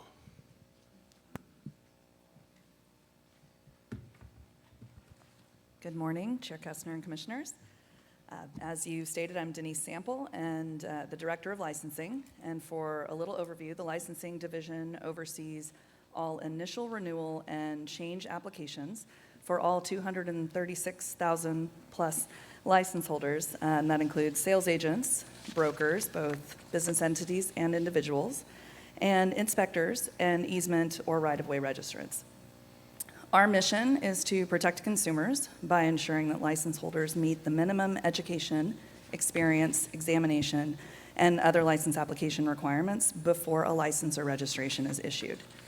So my reports that you'll see include data on initial license applications, renewal rates, total license holder counts, and average license application processing time. And they begin on page 28 of your materials. So the first report includes the number of initial license applications received. They're broken down by license type. This is a fiscal year to date, so this data goes through the end of March of 2023. The applications included on this page include first-time applications, reinstatement applications, returning those who've been expired more than 2 years, as well as anyone upgrading to a different level of license. This does not include renewals, which would be covered on the next slide. So if you'll notice, we are closely monitoring, apologize, go back one page. Sorry about that. We are closely monitoring the number of applications received. So far, we're observing about a 15% decrease in applications compared to this time last year for real estate and broker applications. However, if you may recall, fiscal year 21 and fiscal year 22 set a record for the number of applications we received. So when we compare the number so far to March of 2020, we're still ahead 22% if you don't include the last 2 record years. We do also see an increase in the ERW individual applications on that bottom right-hand side of the page. We believe this is due to recently putting that application online. So it's much easier for those applications to get submitted. The next report is the license renewal activity. This one's a little bit different. It'll compare fiscal year 2020 to fiscal year 21 to fiscal year 23, because all of the licenses are on a 2-year renewal cycle. So this way we can compare the same population. Renewal rates are holding steady or slightly increasing across all license types. The next report is the total license holder count by license type. The monthly numbers, this is a 13-month comparison, and the monthly numbers indicate that we're still on track to end this fiscal year with a slight increase in the total number of license holders over last fiscal year, although it will not be as dramatic of an increase as in the most recent fiscal years. The next page is a graphical presentation of those license holder counts broken down by license type. And the last page of my report is the average number of calendar days to process an application. So this only takes into account the amount of time the licensing team spends from when we receive documents related to an application to when we provide a response. This excludes the amount of time it might take an applicant to pass the exam or get fingerprinted for a background check. Our goal that was set by the commission a couple of years ago was 14 calendar days. And as you'll see on the very right-hand side for all the license application types, we're well within that target. And that concludes my report. I'm happy to answer any questions you might have. Any questions? All right. Good job. Thank you. 236,000 licensees. That's a big number. Okay, next up will be Michael Malloy, Director of Enforcement. Good morning, Michael. Good morning, Commissioners. Welcome, new Commissioners. My name is Mike Malloy. I'm the Director of Enforcement. Before I move into my reports, I'm just going to give you a brief overview in the Enforcement Division. Enforcement Division, as you imagine, we investigate and enforce the Commission's rules, and for all the license holders that we regulate. Additionally, you may not know, we also review new applicants and current license holders that have background history issues. For example, criminal-related things. In fiscal year 2022, we opened 6,458 cases. You may have already started receiving agreed orders and final orders. Those are cases where formal discipline has been assessed against license holders. The agreed orders are, mutually agreed to by the license holder. Final orders are typically in situations where a person doesn't answer the petition we send out, so it's like a default. And then the third type is a contested case.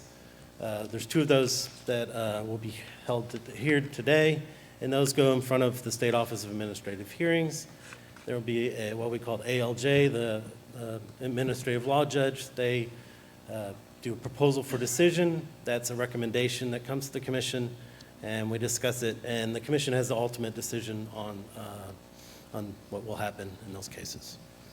So I will be back up in a little bit on those matters. Finally, before I move into my reports, we initiated in April the advertising compliance program.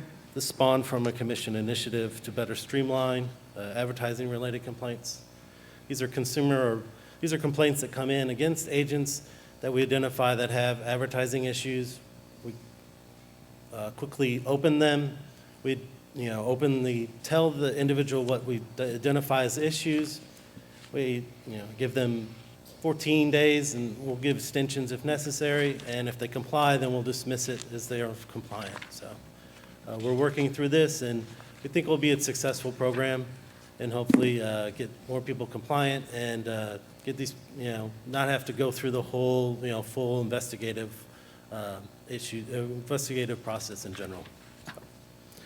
So my first report is the case status report on page 33. So comparing the fiscal year-to-date to 2022, brokered and sales cases are actually up 13%. The division has closed 7% more cases than we've received this year. And in the month of March, the division closed a record high of 650 cases. Transitioning to my case aging report that's on page 34. The report reflects that 98% of our cases are within a year old, and 87% of those are within 6 months. There are 1% of the cases that are at the 12 to 24 months range. These are either set for hearing or, we're negotiating with the individual to settle by an agreed order. I will note that comparing this report versus last year, the overall 0 to 6% range, that's increased by 25%, and the 6 to 12 month cases range has decreased by 15%. We just ran our April reports last week, and I'm happy to say that we're now at 89% cases within 0 to 6 months. Only 10% of those cases are within 6 to 12 months, leaving about 1% within 12 to 18. But all those cases on this current report in front of you that goes up to 24 months, they've all been resolved. So those 4 there, that's at 0%. Those are no longer open, and they've been settled. Happy to say that overall case inventory has been reduced by 29% since last year of April. I think this has been a big step towards faster turnaround, and I'm looking forward to working with commissioners on overall the enforcement process as well as we step forward in case aging and looking into the enforcement process. Turning to my final report, the pages on 35 and 36. There's no notable changes, but the 3 top categories we'll notice: sales others, licensure issues, which is background history generally, and breach of fiduciary duties category. This concludes my report at this time. Does anyone have any questions? Any questions? Commissioner Russell. Mr. Malloy, could you give me an example of why a case would be, we have 4 for an extended period of time, just give an example of what would, Could you why repeat that the would question? be, yeah. Could you repeat your question? I'm sorry. On the aging ones, Yes. the 18 to 24 months, could you give me an example of why one would take that long? Well, sometimes they could be complicated cases. Also, there may be ones that are set for SOA and they've received extensions, or often will have to interact with attorneys. And, you know, attorneys will like to drag out the process on the other side. It's just a typical thing that attorneys do. But we try to keep the case moving. I mean, there's deadlines, but, I mean, so we'll give people the benefit of the doubt and give people resets. So that's how some of those typically fall into that far out category. Thank you very much. But like I said, those ones have been resolved. And I think now that we're building up momentum on like this case aging thing, I think we'll see less and less likely that will actually fall into those further out dates or months. Say. Okay. Thank you very much. Okay. I've got one comment and a question. 89% under 6 months is incredible. I know for the people that have not followed this before, 6 months seems like a long time, but we have to protect the due process. We send it to them. They have 14 days and attorneys involved. So congratulations on that. I know, that seems like a long time, but in order to maintain the due process, make sure everybody has a fair hearing and whatever, kudos on that. I've got a question on the 650 cases closed in March, and this is should have probably got with you before, but it just made me think. Since we have the complaints coming in with the advertising where we're on triage and try to get it done quickly, can we break those out? How many of those actually get not dismissed, but get taken care of without going to a full-fledged case? I'm just curious, over the next 5 or 6 months, it might be interesting to see how those numbers, come in and help us move those numbers down. I can do it. Our current licensing, but I can give you, we've been tracking it manually, so. Okay. Yeah, it might have to be an Excel and a tally sheet, but yeah, just curious. I can bring those numbers for sure. Okay. Appreciate your effort, and for those that don't know, we budgeted 6 new staff members to enforcement last year, 2 attorneys, 2 investigators, and 2 legal assistants. And legal assistants. And 2 legal assistants to help this. So, all right, thank you. Any other questions? All right. I have a comment. Commissioner Pena. Mr. Chairman. So the number of cases on page 33 that have been closed during the year is 3,776. That's through 7 months, right?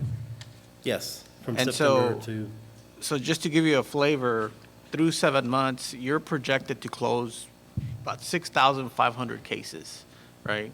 That's substantial, right? And so when you start looking at the resources that we have to address a lot of these cases, then it is a heavy lift. And so we're certainly aware and cognizant of that fact. And so we'll be looking at that closely. But thank you. I mean, we always have that goal to close more cases than we open.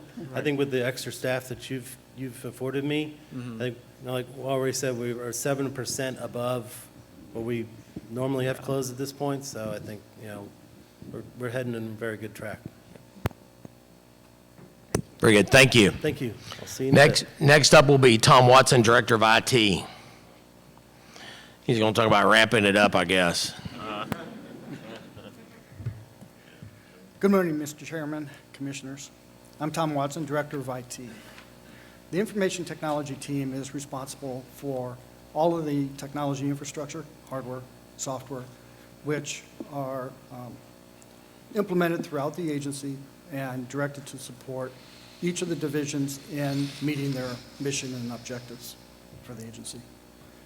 On page 37 is a summary of activity for the online services that we currently offer today. In the middle, you'll see online transactions for initial applications, and we're running right at 82%, which is consistent with the same period year over year, which is pretty strong. And that is representative of online applications that were submitted online versus, say, paper.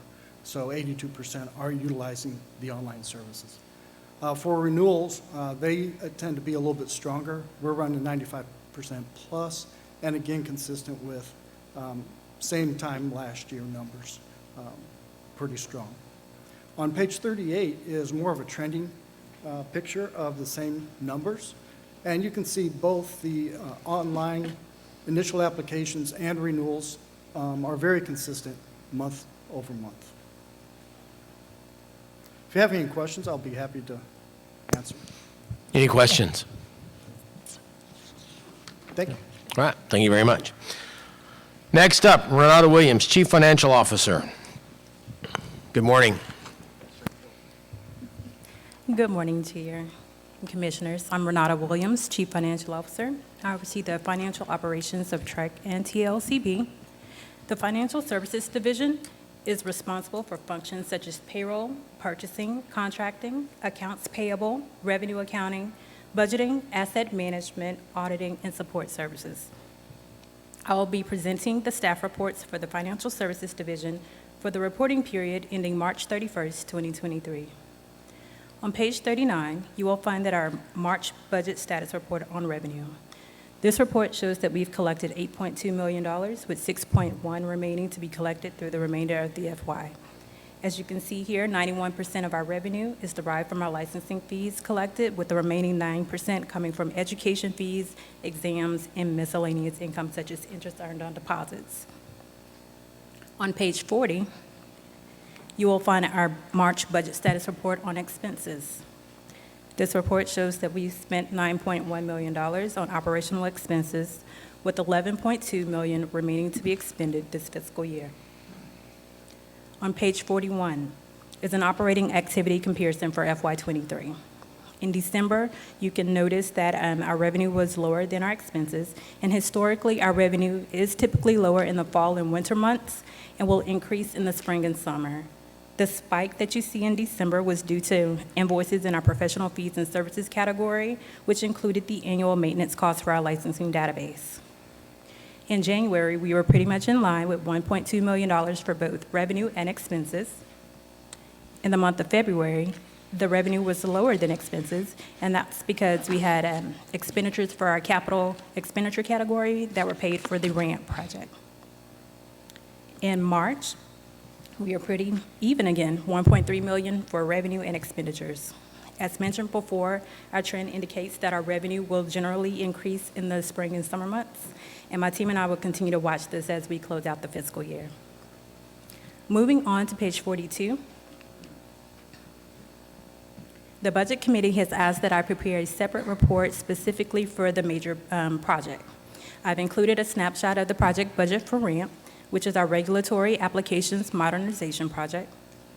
The project budget captures all related costs required to implement the new system. Project costs began in FY21 as we work to develop the scope and what we needed from the new system. We awarded a multi-year contract in FY23, and I anticipate closing out that contract by FY 2028. The total project budget is $6.2 million over the course of 7 years. As of March 31st, we have expended $395,000 for this project. Moving on to page 43. These are our holding reports for the reporting period ending March 2023. These reports are in accordance with the Chapter 2256 of the Texas Public Funds Investment Act, Section 2256.023, which states that not less than quarterly, the investment officers shall prepare and submit to the governing body a written report of the investment transactions for all funds covered by this chapter. The reports have been signed by the Texas Real Estate Commission investment officers and include the required disclosures of the PFIA. All investment transactions made in the portfolio during this reporting period were made on behalf of the Texas Real Estate Commission by the Texas Treasury Safekeeping Trust Company and are in full compliance with PFIA and approved investment policy of the Real Estate Commission. The TREC Operating Fund 3055 had one U.S. Treasury bill that matured on March 15th. The funds were reinvested in another Treasury bill purchased at a discount on March 24th.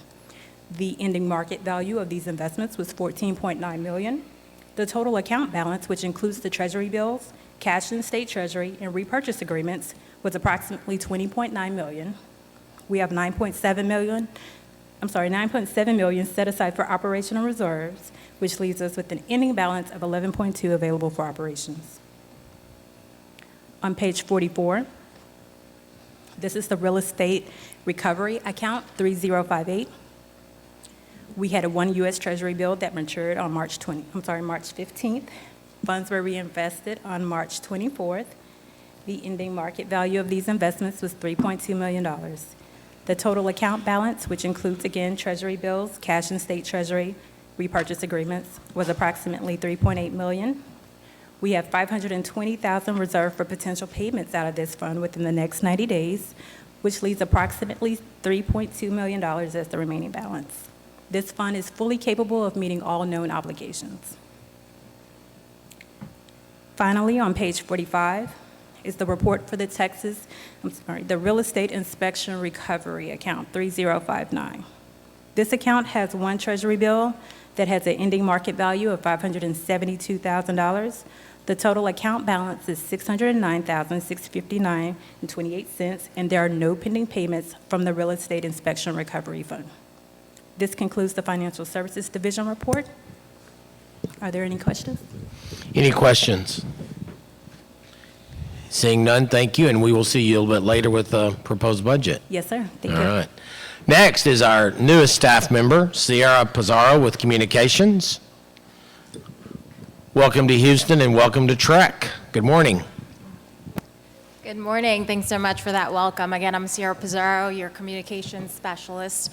In a nutshell, we disseminate TREC's important information and TREC's happenings on our website, trec.texas.gov, our social media channels, as well as our email bulletin. If you're not signed up, you can subscribe to us on our website.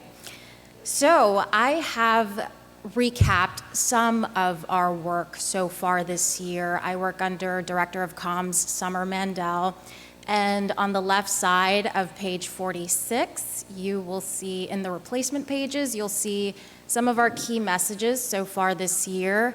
All of the left side, except for the last part, are articles we've worked on and have published on our TREC website. So rental scams, you've heard already this morning about our streamlining process of our advertising complaints, what every license holder needs to know about going inactive, and what consumers should know about Texas property inspections. The last part on the left side is something that did really well on our Facebook page. It's our property inspection report form instructions sheet. In addition to this, what you're seeing is a snapshot of the video, a sort of how-to explainer video that will coincide with our property inspection report form instructions sheet. On the right side of page 46, this is our email bulletin open and click-through rates, so stats on this. What did particularly well is our March Education Connection newsletter. We got 76 unique clicks with this. Most of those clicks went to our licensing forms page, which was at the bottom of this newsletter, which tells us that we're doing our job and our subscribers are really paying attention to the information we're putting out.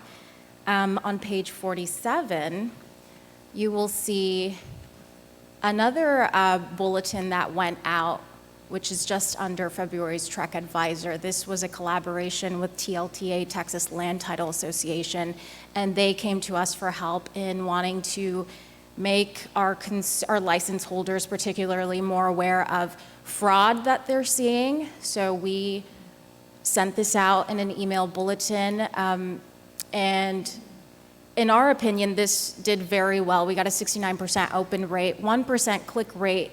That doesn't bother us too much because the goal here was to more of a PSA, get this message out and make our license holders aware.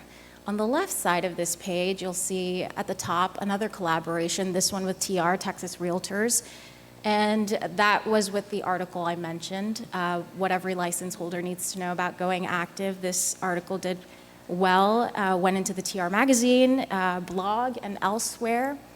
And underneath that, stats for our two most engaged with social media platforms, Facebook and LinkedIn. And you'll see a little snapshot of one of the top performing posts so far this year, which was posted February 1st. And that concludes my report. Any questions, comments, concerns? Any questions, comments? Commissioner Lerner. You're doing an amazing job. Just in the very short time that you've been there, I've seen so many more communication pieces coming out. And that's what we've been asking for so long. I think it's going to make a big difference. So thank you, thank you, thank you. Thank you. I think what we still can do, and I know that you have the means to do this, is partner with local associations that'll help us get the word out and help educate agents all over the place. Thank you. I appreciate that. We'll put thank that on you. the to-do list. Yeah. My director is Summer Mandel, and she's really laid down the platform for us to jump off of as far as communications online. So, yeah, any feedback is very much appreciated. Very good. I'll make one more comment. Kudos, but also kudos to Executive Director Buckholtz for seeing how we need to expand the communications for more print and getting more video and the commissioners being engaged. So kudos to everybody involved in getting this communication.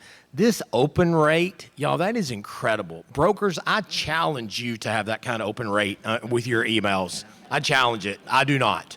And so congratulations and welcome aboard. Thank you. Just to give a little perspective, when you compare our open rates to other government agencies' averages, it's like 20 to 30%. So we are doing pretty well, and we hope to keep that up. So if you aren't subscribed, trec.texas.com or .gov. Thank you. All right, thank you very much. We will now move to agenda item number 17, and this is public comments. And I have 2 specifically turned in for public comments. And this is public comments. They're not on the agenda. We will limit you to 3 minutes. And if it's something we think we need to put on a future agenda, we will certainly note that. First up would be Melissa Smith. And she's with Realm Real Estate Professionals. Welcome, Ms. Smith. Hi, thank you. Thank you, Chairman, for having me. And first of all, I want to say I am not a public speaker by any means, so if I stumble a lot, please excuse me in advance. Second of all, thank you so much for coming to Houston.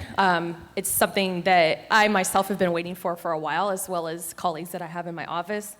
Something that I added quickly, and I know I only have 3 minutes, but I'll say quickly that it was something I wasn't going to say until I heard some of the comments from the commissioners and some of the board members, per se. I would implore you, please do not make the state licensing exam available online. If TREC is in the best interest of the consumer, then I would implore you and encourage you and beg you to please not do that, because our goal should be also to, if you're interested in the consumer, then please do not dumb down anything anymore, as we do not need that nationally in any licenses. So I beg you please not to make it available online. Our goal should be to encourage strong agents and not scrape the bottom of the barrel, per se. The other thing I would like to say is more directed, and first of all, I wanted to thank Commissioner Woodward, I believe I'm pronouncing that right, for speaking to me briefly in the back about this next item. That's not on the agenda, but it's more to, or less to raise awareness, or to not raise awareness because a lot of us are aware of it, but directed more to the TR than it is to TREC. So it's not something we're blind to, obviously, but I just wanted to make sure that this does not die out. As often as I have to say it, or as anybody else who would be interested in saying it, that we need to be aware of lobbying for Texas real estate agents. And again, that's not so much towards TREC, but it's more towards Texas realtors, because they are our lobbyists, they're our voice sort of in the state. There's organizations right now who are doing their best, and I won't mention any of them because I do have active transactions with them right now, that they are trying to, I don't know the correct term for it, corporatize real estate agents and take them out of individual positions, take them out of being individuals in sales and purchasing, and they're trying to make them in corporate environments to kind of squeeze in there and take away our individuality, our 1099, I guess, per se, and make it more a corporate standing, and more of a corporate thing, which is definitely not something that I don't want. I don't think that it's anything that any of the realtors out in the audience would like either. So it is out there, and I just don't want it to die out. I don't want it to be something that we forget. So there are companies trying to do that right now. And I hear my timer, so I wanted to thank you for your time, and thank you so much. Thank you. And nobody up here is public speakers either, okay? Yeah. Okay, next up, I have Ed Wolf with Beth Wolf Realtors, and we've known each other for a long, long time. Welcome, Ed. A couple of years. I'll limit you to also 3 minutes. Thank you. Thank you, commissioners. Thank you to the staff. It was great work shown on the screen, and I know that a lot of the work that you do is, there are not a lot of people who thank you, so thank you. It is a concern that I have that broker responsibility, broker oversight of agents is a complicated process right now, and we have a lot of individuals acting and operating underneath brokerages that aren't contactable, aren't attainable, we cannot find. So many people in this room don't represent that group. I think the people that are not in this room is the biggest problem, and the issue is not related to the cases that are being cleared. It's the cases that never come before the commission. We don't have enough knowledge in the public. We don't have enough knowledge among realtors to understand how to properly report things that we see every single day in our active life as professional full-time realtors. And the individuals that we come across are well educated. We've increased the education requirements. We've increased the obligations that each individual broker has to meet. But 2 days as a response time, even though we just made that modification, is still not. I mean, in today's age, if I can't get in touch with you within 24 hours, then we've got a problem. And so whether cell phones, email, we don't even use fax machines anymore. We should be able to do this in a shorter period of time. And we need to have that oversight. We need to make sure that I know who to contact when we're having a problem. And it's to the benefit of the public that we make that process faster, more streamlined. And I would like to see Chairman Kestner in videos all over the state telling people how to utilize the Texas Real Estate Commission for making sure that our people are doing what they're supposed to do. Thank you. I'm sure we can find someone much more video friendly than me to do those, but that is something we are definitely looking at, is getting more videos out. Okay, I have no more public comment cards turned in for this agenda item.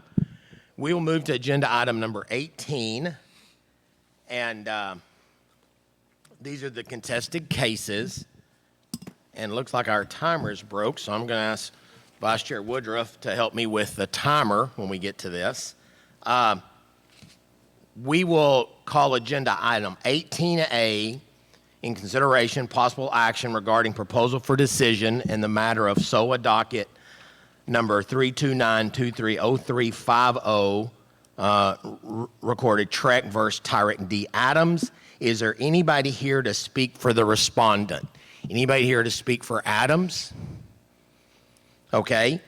Seeing none, I will ask Director of Enforcement, Mike Malloy, to present, and I will limit you to 5 minutes. If you will let me set my timer. You got it, okay. All right, good morning again. So this case is a denial of a sales agent application. The applicant had the burden of proof to meet his honesty, trustworthiness, and integrity standard that's in the statute.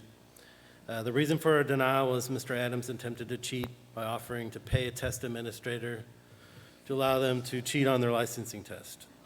The interaction was caught on camera. Director of Education Jennifer Wheeler testified on this matter. She discussed the rules associated with the administration of an exam. Mr. Adams, just to give him background, he had already failed the exam twice. As you may know, if you fail a third time, you need to go take additional testing. He did go and fail his third time. He took some additional classes, but in between that time, he did go into a testing center. He attempted to solicit the administrator by offering money to get help on the exam. So we felt this definitely goes to his honesty, trustworthiness, and integrity, and the judge agreed that he didn't meet his burden of proof.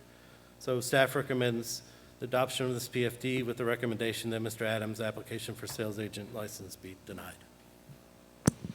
Commissioners, any questions for Mr. Malloy? And remember, we need to stay within the language in the PFD. Any questions?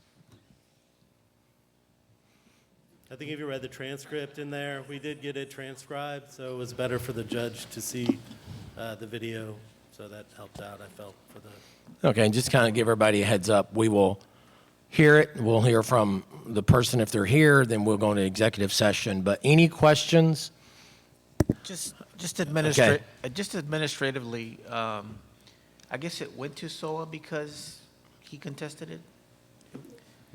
What we do, we send out a formal notice of denial, and he asked for a hearing, so that's why we're here today, I guess.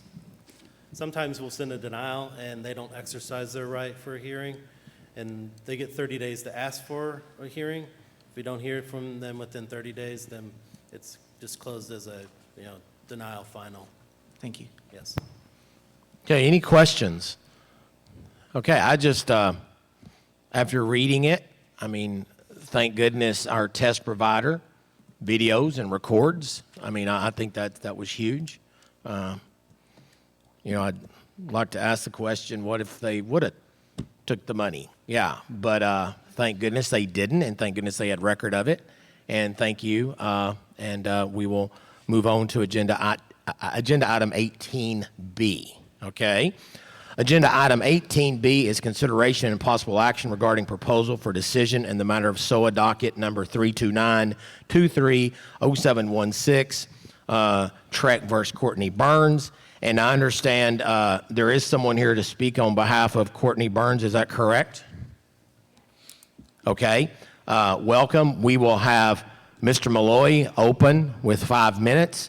Then I will ask you, and then we'll have Mr. Malloy close again with a rebuttal. So, Mr. Malloy, please start your 5 minutes. All right, thank you. So this case deals with the respondent committing a criminal offense of felony DWI and failing to timely notify the commission. The commission did have the burden of proof. In this type of case, the judge determined that the commission met its burden of proof and finding that the respondent violated 1101-652A1, which is the statute that if a license holder pleads guilty or has been found guilty of a felony offense, they're in violation of that statute. Additionally, the judge found that she violated 1101-652B7 because she failed to notify the commission of the plea of guilty within 30 days. The judge recommended the respondent be assessed $500 for the fine of the violation of the 30-day, the 1101-652A7, and placed her on a 1-year probated suspension or when she was released from community supervision, whichever occurred first. Enforcement filed exceptions, disagreeing with the judge's punishment, arguing that based upon the length of her community supervision, which goes until May 11th, 2027, a 1-year probated suspension for 2 violations of the License Act was way too lenient. We feel that based upon our standard of consumer protection and the fact that this is too lenient, that staff recommends generally that she be placed on a probated suspension until May 11th, 2027, which is the end of her community supervision period currently, or at least when she's released on community supervision. And additionally, based upon her prior disciplinary action that she had, she'd be assessed a higher minimum of $3,000 administrative penalty, and she should be suspended until she's able to pay that administrative penalty. I'm available for questions after. Any questions or comments? I've got a couple. You said based on standards. We've seen agreed orders in the past to where there has been a felony DUI and there's been $1,000 to $3,000 fine, and normally the prorated license runs as long as the consumer. For the most part, they run community supervision. with the community supervision that they're put on with the criminal courts. Okay, I've read a couple with a $1,000 fine, but they had no previous violations, so the previous violations also came into play with this determination? Yes. The range of violations for 11A7 is 500 to 3,000 per the rule, the penalty matrix rule. So that's where we based upon. And just to be for future deterrence, and she did have prior disciplinary action. Okay, and I understand the DUI also involved an accident, correct? Is that within the PFD, I believe? I think so, yes. Okay.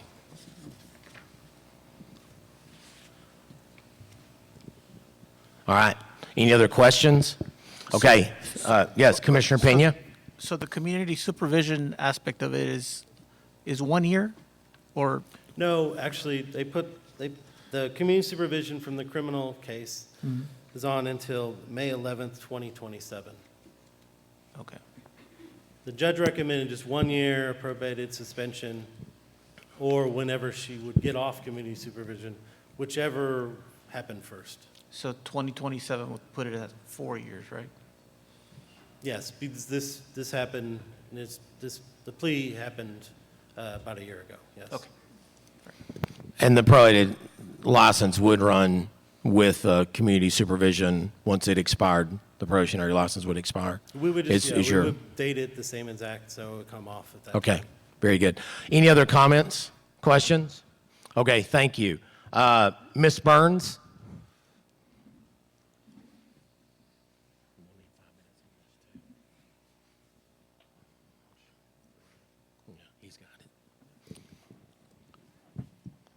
All right, welcome, and I'll also limit you to 5 minutes, okay? Okay. All right. I'll give you a 1 minute mark, okay? All right, I am not thanks. a public speaker, so please forgive me. So I'll start by saying on or about October the 9th, 2019, I was arrested for a DWI offense. The events surrounding this are unfortunate, to say the least. They are personal and emotional, and something that I hope no other woman has to endure. The laws of our state provide for order and safety of the public. However, sometimes those laws just don't make sense. Texas legislators cannot possibly provide for each person's situation. They did not provide for mine. If you're operating a motor vehicle above the legal limit for any reason, you are guilty. It doesn't matter why. I was. In October of 2021, my case was transferred to a different court due to the ruling of the Commissioner's Court and COVID-related delays. I wanted my case to be set for trial, and it was set for trial. I wanted my story to be heard in front of my judge that I had been on bond in front of for 3 years.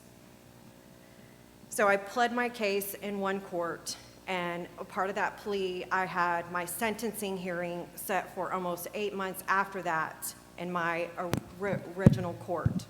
And I'm going to interrupt just a little bit, that you're going to want to keep, I know some of this is in the record, and I'm just, you want to really stay within the record that was in that PFD, some of which you're Okay. doing, but I don't think you want to go into as much detail Okay. as it I'm- relates to I'm- those specifics. No, I Okay, understand. I'm trying. I'm just trying. I'm just I'm being the trying. lawyer, so I Okay. understand. Thank you. Thank you for your help. Okay, so the sentencing hearing was held in May of 2022. Prior to the renewal of my broker's license, I contacted TREC on December the 21st of 2021. I was unsure what to do. I asked for direction on how I should proceed, given I had pled the case in October, but my sentencing hearing was not even set yet, and it was actually set in March and then delayed to May. So I asked for that. I was told on December the 21st of 2021 that I needed to disclose this when I renewed in January of 2022, which I did. I sent TREC everything I had, a letter of explanation, everything that they asked for. Staff attorney Amy Cooper then emailed me a letter stating that this this was concluded, this was closed, this was done, and should I be convicted and imprisoned, and not and at the time I was sentenced, then my license would be revoked as a matter of law. On or about June 1st, I noticed TREC of the sentencing hearing outcome. I sent them all the information, letters of recommendation, everything, basically everything I had before, just minus what I received on May 12th. Sent all that to them. I also spoke with Mr. Knopic, I'm sorry however you say his name, I'm sorry. And I indicated to him that this issue was concluded as per Staff Attorney Cooper's letter dated to me February 2022. He didn't feel that way. I explained to him that this was a very personal situation. So and again, I think you're just going to want to stick to the record. Okay, I'm really which, doing- and by the record, what I mean is that proposal for decision. Okay. And I know some of that's in there. On or about July 2022, Mr. Knopic prepared an agreement noting a 5-year suspension probated that directly. We're going to need to stick to that proposal for decision. So they don't need the background. You need to talk about the case that you But I had want with them the to judge. understand why I didn't agree to the original. I understand, but that's not it. So they can only consider the record. Okay.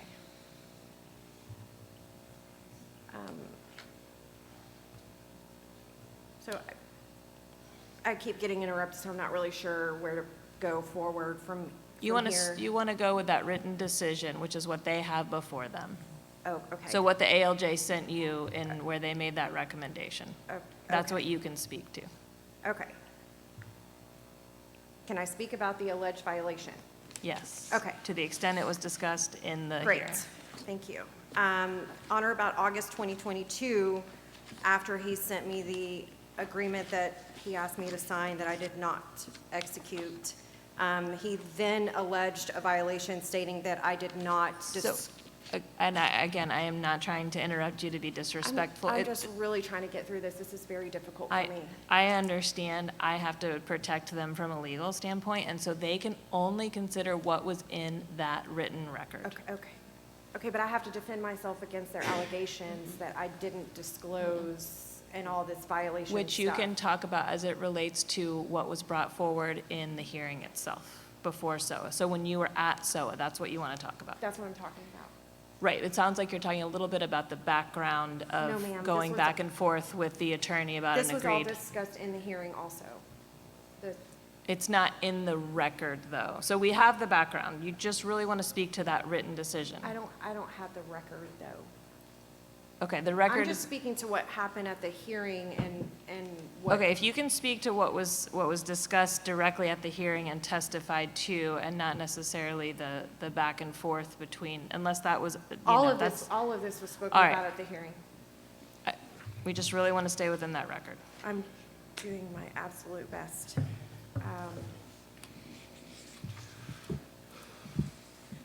I don't even know where I was. So August 2022, I explained to Mr. Knopic that, I don't know, you've interrupted me so many times, I don't know where I was.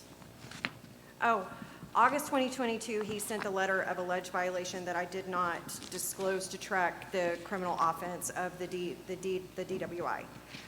I indicated to him that I did, and it's also in a recorded log that I requested in a PIR report, that I did call on December 21st, and I did ask what I should do, because I was unsure. I wasn't trying to hide anything from the commission about the offense or anything.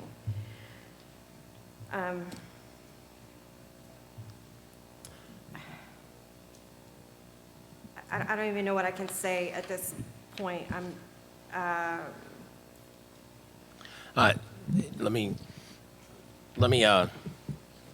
maybe some questions will help bring some of this. For those attending, we need to stay within the PFD from the SOA. We cannot rehear, we cannot, deliberate on it.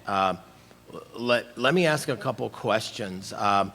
You appeared before SOA, and enforcement had recommended probated license to run with your community supervision and a $3,000 fine. I'm sorry, 5 years and a $3,000 fine. The SOA judge said that you did receive proper timing. They did state that the DWI was related to the respondent's licensed occupation. They did agree, even though you said you did notify them, they did agree that you failed to notify them. The difference in what SOA said and what the order is a difference of the prorated sentence and the fine.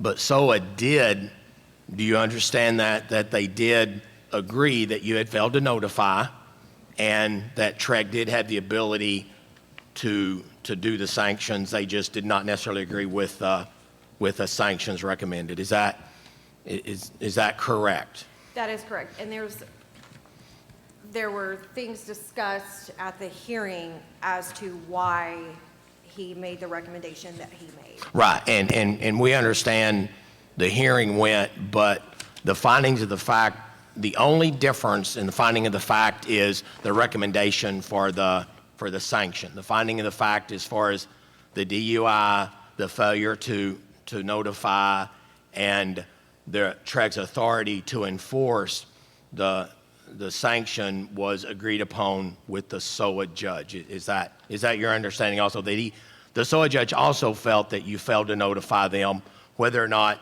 you believe that or not, that was part of the finding, correct? Okay, all right. Any other questions? I do. Commissioner Pena? Ms. Burns, just to add some color to all this, and I'll let staff, a probated suspension means that she is able to continue to practice under her license, right? It's just a probationary period for which you would be accountable under the suspension, right? Right. And so the PFD states like this: the respondent states that she understands her guilty plea probably cannot go completely unpunished. Correct. Is that true? But that she believes that she's done everything that she can to make amends, and that the suspension of her license is even if it's prorated, is unnecessary. Okay? The suspension of the license, what? Even if it's prorated, is unnecessary. Do you believe that? Do I believe it's unnecessary? Yes. That's what the PFD says. It says that if the commission goes for a probated suspension, which means you can still continue to practice, you believe it's unnecessary, even though you do have 3 felony or 3 DWI convictions. Can I state why? Why? Well, I'm curious, in your mind, what do you think is, what are you wanting? Do you want it to all go away and not? Well, there are a lot of extenuating circumstances behind this DWI. It's not, through investigation of this case, there was Rohypnol found in my blood. I was leaving someone's house that took advantage of me in ways that I would have never agreed to in my right mind. And this accident happened a block away from his house, and there were just a lot of things that have happened over the course of 4 years that it's not just, oh, Courtney, real estate broker, was out drinking and boozing it up and was irresponsible and got in an accident.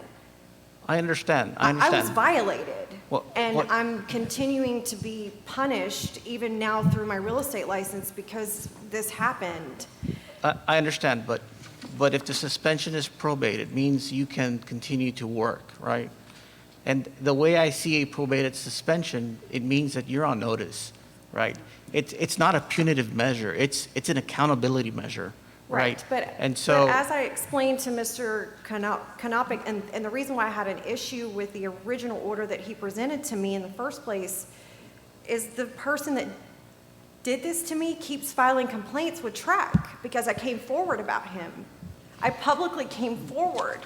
So what he does is he files complaints with TREC, and I have the PIR report. He's been doing it, and he won't stop. So if he's going to know He's going to know that all this has happened. It's going to be public information, and he's going to continue to come after me, not only through my TREC license, but my criminal probation. He's been doing that also.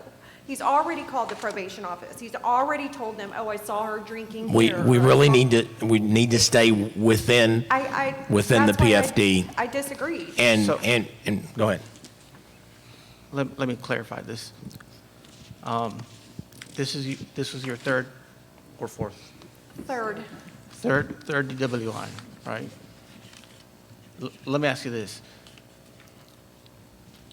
Would you drink and drive again as you sit here right now? sir, I didn't have a traffic citation in 13 years prior to this. Yes or no? No, I don't Okay. drink at all anymore. Now, the way I see it is a 5-year suspended probation would mean that you continue to practice and that you would be on notice that you cannot drink and drive. I'm And that- already on notice with a criminal probation for the next 4 years. No, I'm talking about with respect to your license to practice real estate in the state of Texas. And so. But how does my real estate my license point of coincide with a view- criminal conviction? Because it has implications. It's got legal implications. You made a decision to drive under the influence. I did not make that decision on my own. I've got three convictions that speak otherwise, right? And so we, as a commission, in order to protect the public, have to weigh that in light of all the circumstances. And in my opinion, your ability to continue to practice as a real estate agent or broker, you're on notice for the next, in my opinion, 5 years is light, right? Because in my experience, in other licensing boards, I've seen DWIs come in 6-year gaps, 4 to 6 year gaps, relapse. DWIs are frequent. I'm not saying that you will be this person, but I've seen it consistently where people consistently get DWIs every 4 to 6 years, right? And in order to have that accountability measure, I think it's important that a 5-year probationary suspension period is appropriate. And so, in my opinion, you said it yourself that you will not drive again under the influence. I believe you. But why not have that accountability feature embedded with your license to prove that? Can I answer? And that's my opinion. Can I answer you? Sure. I have no issue with that, provided that the language, and this is what I said to them from the get-go, there's certain language within the document that needed to be removed. I even highlighted it. I said, suspend me for 5 years. That's fine, but don't have it, there was words in there that said, if I violated, which is very broad as it pertains to a criminal probation, if I violated my criminal probation in any way, shape, or form, whether I was revoked or jailed or allowed to continue, it didn't stipulate that. It just said if I violated. Anybody can look that up on a public website and see. Then I lose my license to practice? There needs to be clear verbiage in there, and that's what I tried to explain to him way back in July, but he wasn't willing to do that. So we could have avoided all of this had he just changed the verbiage. Okay. All right. Any other questions or comments, Commissioner Lerner? I just wanted a little bit of clarification. You said laws don't make sense. They don't provide for each person's situation. Can you explain what you mean by that? In Texas, if you are operating a motor vehicle and your BAC is over a 0.08, you are guilty of driving while intoxicated regardless of what occurs. My attorney wanted to take the case to trial and have a necessity defense because HPD did find Rohypnol in my blood, but that doesn't matter as far as legislation is concerned. My BAC was still what my BAC was regardless of what else was found. So I'm guilty. It doesn't matter. I am guilty because of the BAC. That's how the law is written. There is no necessity defense. And people have tried, but they've lost. I'm not the first person that this has happened to. So that's what I meant by that.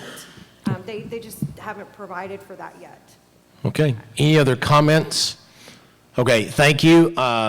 Mr. Malloy, if you would, we'll give you 5 minutes for rebuttal, and then we will go into executive session and go ahead. What are we doing about the fine? Okay, we will hear Mr. Malloy's rebuttal. We will go into executive session. We will talk about this and other legal matters. We will come out of executive session and go back to agenda item 18B, which is this one. And there might be some more questions, and then there will be a determination at that time. Is that happening today? Or That is happening today.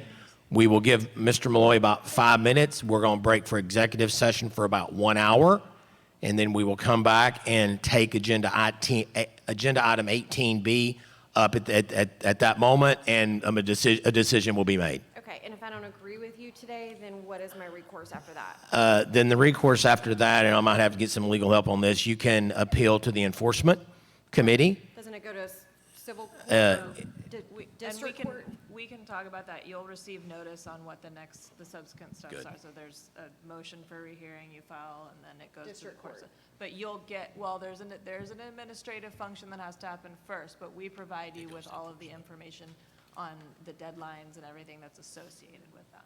Okay, okay, thank you. All right. Director Malloy. I don't have a whole lot of comments to add. A lot of what was discussed was dealing with agreed order, which is outside of this hearing. It's not evidence that's enabled to be entered into evidence because it's just negotiation that may have occurred, just like any type of, civil or criminal case. That's just inadmissible evidence that happens. We feel, the recommendation that I spoke about earlier, probated suspension, as mentioned, this does not prevent her from continuing to practice, just, puts her on notice and allows us to, administratively, do some things necessary if there's more offenses or other violations. So some of the stuff we have standard in any of our orders, just, it's, things that even license holders themselves have to adhere to, complying with, the License Act and the Commission's rules. It doesn't change, it's just, it's one of the terms that, so we put people on direct notice that those things need to happen. So we feel a higher fine, like $3,000, is more appropriate, given the prior disciplinary action and the multiple violations in this situation. Thank you. Okay. I've got one question, and you probably won't remember this, but about a year and a half ago, I asked you about prorated licenses, and there was like 1,100. And of those 1,100, through the entire prorated period, only like 2 were ever brought back before TREC for sanctions. Do you remember? I mean, it was such a small number. It was a handful. I think it was like less than, it was about a half a dozen. Okay. Of all the probated suspensions. You were seeking information out for people that reoffend, and it was very few. Yeah, and I brought that up because it still gave them the ability to support their family, practice real estate, but yet be watched, but yet, I mean like 1,095 out of the 1,100 completed it with no issues. And I just thought, what a great part of our enforcement this can be to help people maintain a license, yet still at the same time have notice been given. Any other comments or questions? Okay, thank you. Okay, couple things before we go into executive session. There is a menu out there that has places to eat or eat here. I'll be honest with you, I ate here last night, had the loaded French fries, and I highly recommend them. Just don't tell my wife, they were very, very good. Okay, we are going into executive session to discuss pending litigation, obtain legal advice, legal counsel on agenda items pursuant to Texas Government Code 55.071. It is 11:58. I'm going to say we're going to come back into session approximately 1 o'clock, and that's give or take. So we will be in executive session beginning 11:59. Okay, we will go back in session at 1:07 p.m. We were going to go back to agenda item 18A. We did have one person come in and request a public comment, so I'm going to go and go back to agenda item 14, let that public comment be made, then we will start back at agenda 18A. I'd like to welcome Sepi Akawe, and I probably butchered that name, but please come up, and we're going to limit your public comment to 3 minutes, okay? All right, welcome. Thank you. Hello, welcome to Houston. Thank you for the opportunity. One issue that I've been facing and my friends at the office, it's dealing with wholesaler. The wholesaler attend to people and hurt consumer, and this is about giving good names, and they're not regulated in any ways. They even pretend to be a buyer. For example, in my case, sign an NDA, non-disclosure agreement, get the information of my client, financials, and they publicly distribute it. And there is no way to control them because they can practice and there's no regulation for them. They also go to consumer and they lie to them, put property on a contract, and gives bad name to everybody. I would ask if that could be looked into. Thank you. Appreciate it. Thank you. Thank you very much for the input. On public comment, if it's not on the agenda item, we cannot address it, but we will certainly take that into consideration for future agenda items. And earlier we did talk about some different states that were doing stuff on wholesaling. So thank you for bringing that to our attention, and thank you for attending the meeting. Appreciate it. Thank All you. righty. Okay, I am going to go back to agenda item 18A, which is consideration of possible action regarding proposal for decision in the matter of SOA docket 32923-0350 TREC versus TREC D. Adams. And that is the first contested case we talked about. And commissioners, I would entertain a motion. Mr. Chairman, I would move that the proposal for decision be accepted as written. Second. All right, we had a motion for the proposal to be adopted as written. We had a second. Commissioners, Commissioner Brown made the motion. Commissioner Woodruff seconded the motion. I will open it up for discussion. Discussion on this motion.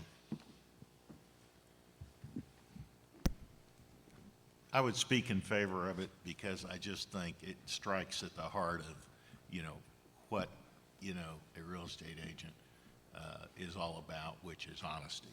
And, that's was not demonstrated here, so I think it's appropriate to support the motion. Okay, any other comments? I will make a comment that under our current rules, anybody is allowed to apply for a license 2 years later. I will encourage the commissioners in 2 years, I might not be here, but if I was here, I would still think the honesty and integrity would still be in question. And I'm just saying for that is, y'all, that's huge. When you try to cheat passing the test, that's probably, not who we want in our industry. Any other comments? All in favor of adopting the motion? Aye. Any opposed? Any abstaining? Motion carries. We'll go back to agenda item 18B, in consideration and possible action regarding the proposal for decision in the matter of SOA docket number 329230716, TREC versus Courtney Burns. And I would certainly entertain a motion on that. Because the ALJ's recommended sanctions are inconsistent with sanctions imposed in cases with similar facts and too lenient to be effective, I move the Commission approve the PFD as written, including the ALJ's adoption of staff's filed exception to finding of fact number 6, but not as to the recommended sanctions, which are replaced with the following. Respondent is assessed an administrative penalty of $3,000, and respondent's Texas real estate broker's license is suspended for a period of 5 years, with that suspension being fully probated for 5 years. Additionally, respondent's license is suspended until penalty paid in full. I second the motion. Commissioner Lerner made the motion, seconded by Commissioner Harvey Lowe. Open up for discussion. Commissioner Woodruff. I think that I speak in favor of the motion in that, you know, the multiple previous infractions that have been committed, I believe are reason to have the amount, you know, at $3,000, which is the top of the bracket for that type of offense. And I think it sends the message that, you know, multiple infractions do matter and that it's a very serious offense. Any other comments? Mr. Chairman, I'd just like to echo those sentiments as well. And I don't see the 5-year probated suspension as a punitive measure, more so than an accountability measure to keep the respondent from perhaps, you know, having a repeat of the offense. And so this is very concerning, and I hope it sends a message that we are accountable to what we do. And so I believe a 5-year probated suspension is appropriate. It will also allow the respondent to continue to provide for her family and work, but at the same time providing that accountability measure to keep her from repeating the action. So that's why I'm in favor. Okay. Any other comments? Comments need to come from the commissioners. Correct? Right. I'd just like to also speak in favor of the motion. Normally when we get a PFD from the SOA, he will point out a mistake or maybe something he thought that we did not see or overstepped our boundaries or whatever. And in this case, they agreed with absolutely everything except of the final penalty, and basically went to the very minimal that could be applied. And went back to the notes, and I count 4 DUIs, not 3. And I just, looking at the information, I think, you know, as a commission, our job is to protect the consumer, and I speak in favor of the motion.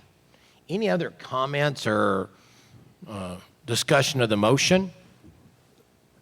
Okay, hearing none. All in favor to adopt the motion made by Commissioner Lerner? Aye. Aye. Any abstaining? I'm sorry, any against? Any abstaining? Motion carries. Okay. Before we move on, S.J. Swanson, where are you? You came in with our broker lawyer. She came in, so everybody give her a round of applause. If there's anything wrong with the promulgated forms, who's your agent here? Who else is here? And Diane McCoy is also here with broker lawyer. I forgot you earlier. I'm sorry. So, yeah. Anything wrong with the forms, you can call those two, okay? All right, we will go to agenda item number 19. I'm sorry, number 20. Vanessa Burgess.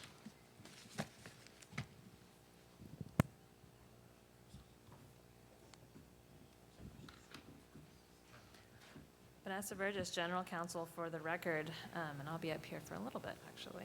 So agenda item 20 is discussion and possible action. We're going to cover 20A first. Discussion and possible action to authorize settlement of recovery fund claim 2206 Blanca Escobar versus Dominic Jovan Huerta and NB Elite Realty LLC. Mr. Chairman. Microphone.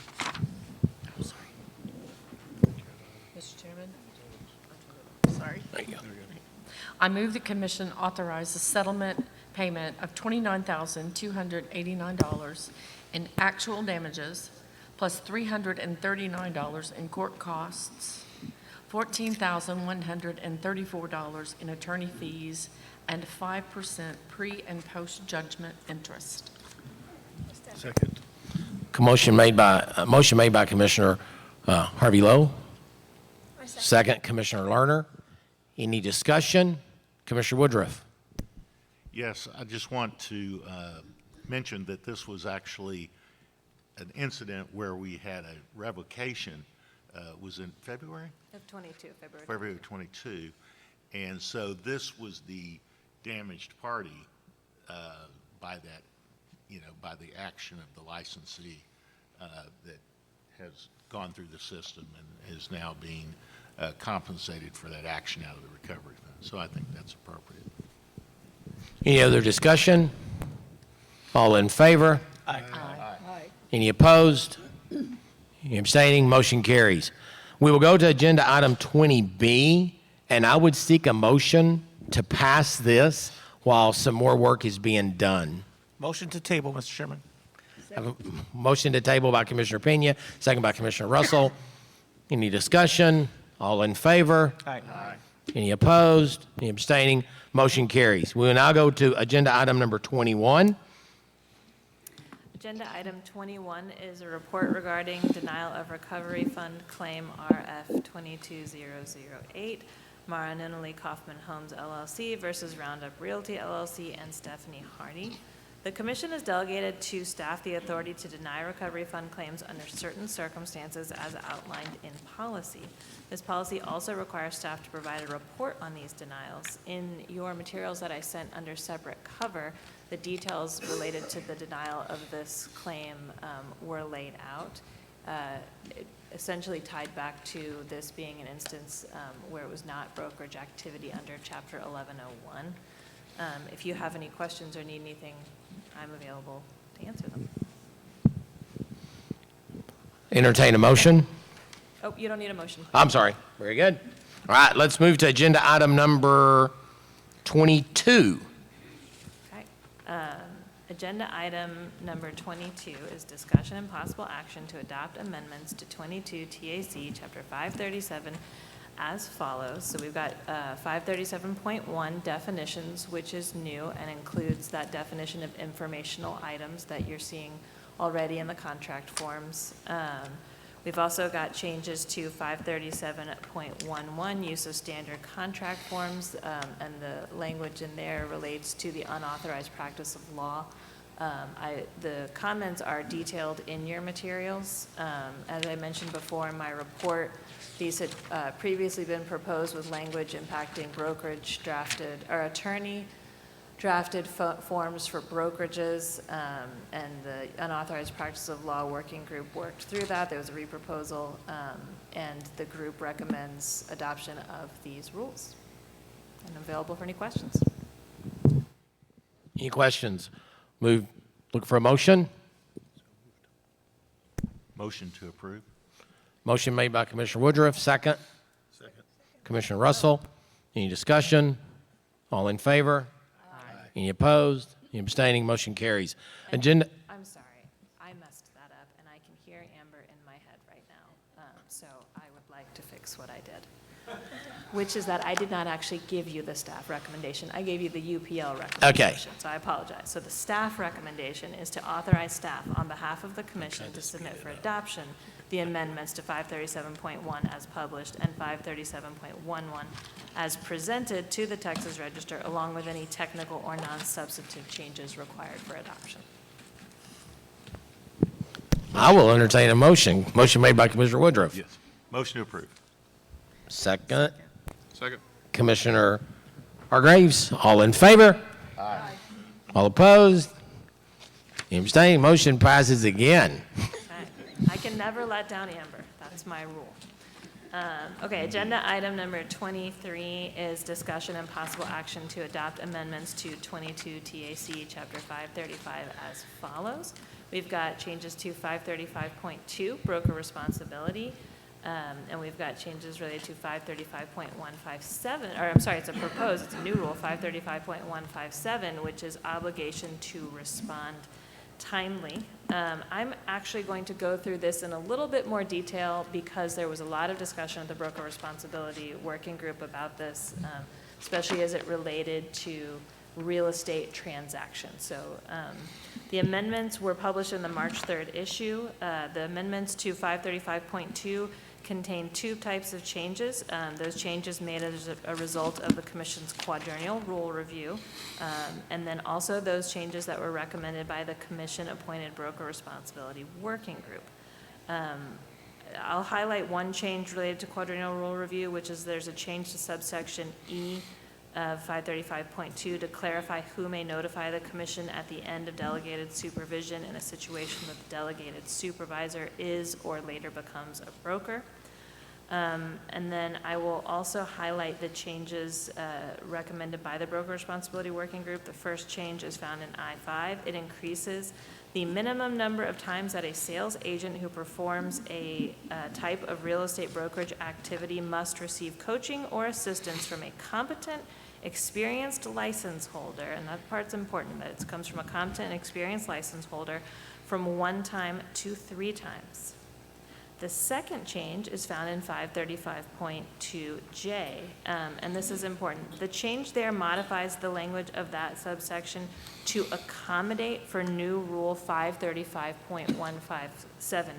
So the obligation to respond on the broker in the broker responsibility rule is now carved out, where we've got the notice in the broker responsibility rule going to the sponsored agents. The remaining obligation to respond component is in the new rule. And that's because that rule applies to all license holders. So I think this is important because we got a lot of comments where folks thought that responsibility was being removed. It's just being moved to that new rule that applies to all license holders. But that obligation to respond to the sponsored agents, and that applies for the delegated supervisors too, that remains in that broker responsibility rule, and we will continue to communicate that. But I think just given the number of comments we got and the need to separate those, I did want to highlight that. And so now I will move to 535.157. And so this requires a broker or sales agent to respond to their principal, a broker or sales agent representing another party to a real estate transaction, or an unrepresented party to a real estate transaction within 2 calendar days. This rule was recommended by the commission-appointed BRWG, the Broker Responsibility Working Group. The group received quite a number of comments related to this rule, and Commissioner Brown referenced that in his report. Something that was discussed was the idea, or was discussion around, does that mean, you know, I get a call and I get a call at 4:59 on a Friday related to a property management issue, someone's got something going on, or you know, somebody who wants to apply, things like that. What does that mean for me? Because, as you know, we heard a lot from the property management folks saying that, you know, they run a more traditional schedule. Now, we don't carve out license holders for their types of practice. But I do think, and we said we would do this, I think it's important to note that this rule really ties to a real estate transaction.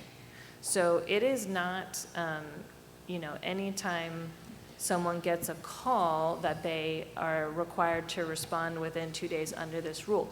It is tied to the real estate transaction. And the thought is to try and curb what Commissioner Brown referenced to as the ghosting component. So if you've got agents who are working with parties to a real estate transaction, and one of the agents is not responding, now we've got this rule. And you know, the chair mentioned the power of this rule in terms of communicating as well.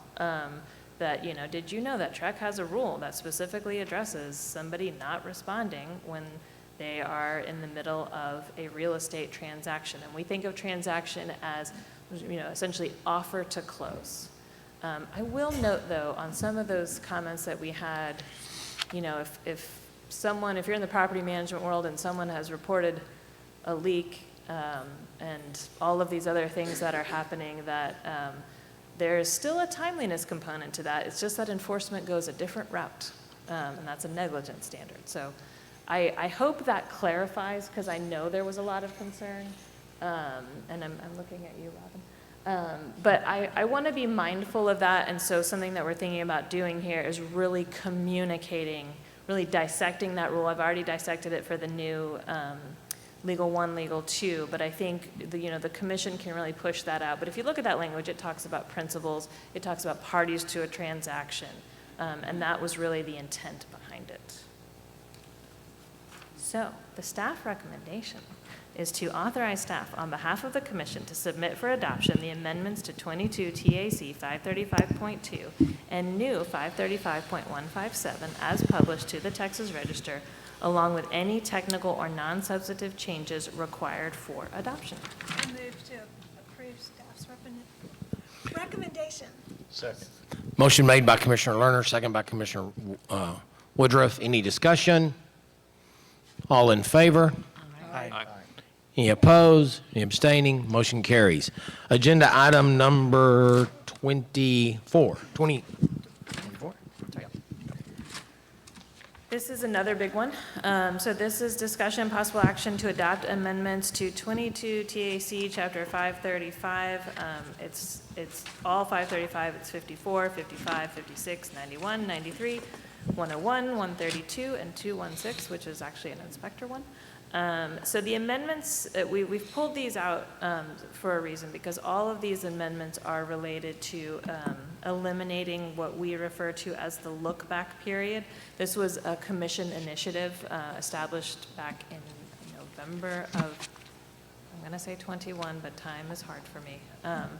And that has moved through this process. There was a whole workshop on it, and essentially, the amendments eliminate the look-back period currently found in 535.93, which is being repealed, which allow a license holder to renew after the expiration date of their license without any lapse in active licensure, as long as certain certifications are made. Often that's thought of as an agent who fails to timely renew, so after that 6 month, or any time between expiration and that 6 months, that's going to be a late renewal. Previously, there was the ability for the broker to certify that they had been, sponsoring and monitoring their brokerage activity with the expired license. That's going away. Similarly, if it's after 6 months and it's, I want to say reactivation, but I feel like I just botched that term. Within the 6 months, within the 6 months, it's that same thought that they're actually going to be set to expire, and there's no ability for anyone to testify that they've been covering them. This rule actually also applied to brokers. We found it's in inspectors too, and it's going away, and that's part of that commission initiative. And I will say that Denise can describe it with an eloquence that I cannot as a licensing director. So if anybody needs more clarity on what that process actually looks like in real life implementation, we can walk through that. Importantly here, we've got an effective date of October 1st.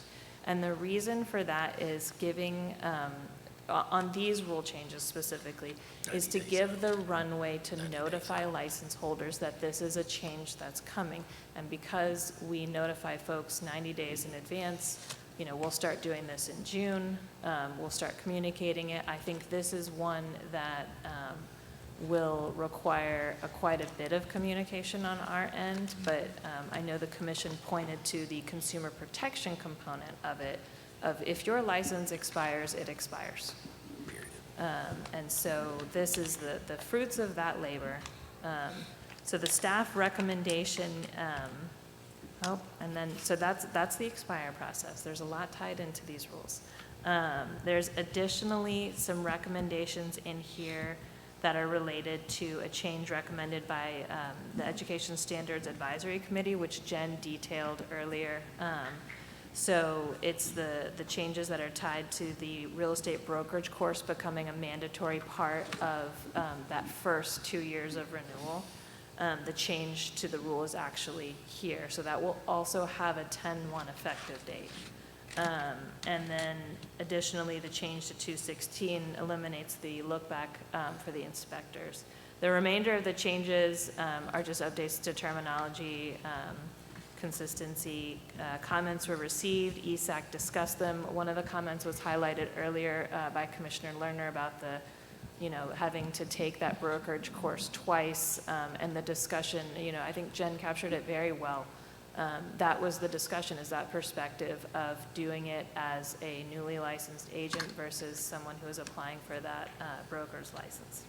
So the staff recommendation is to authorize staff on behalf of the commission to submit for adoption the amendments to 22 TAC Chapter 535 as presented to the Texas Register, along with any technical or non-substantive changes required for adoption.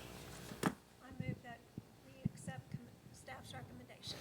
Motion made by Commissioner Lerner. Second, Commissioner Woodruff.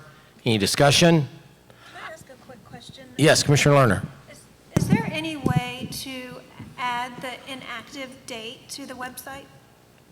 I know right now we have the expiration date. I don't know.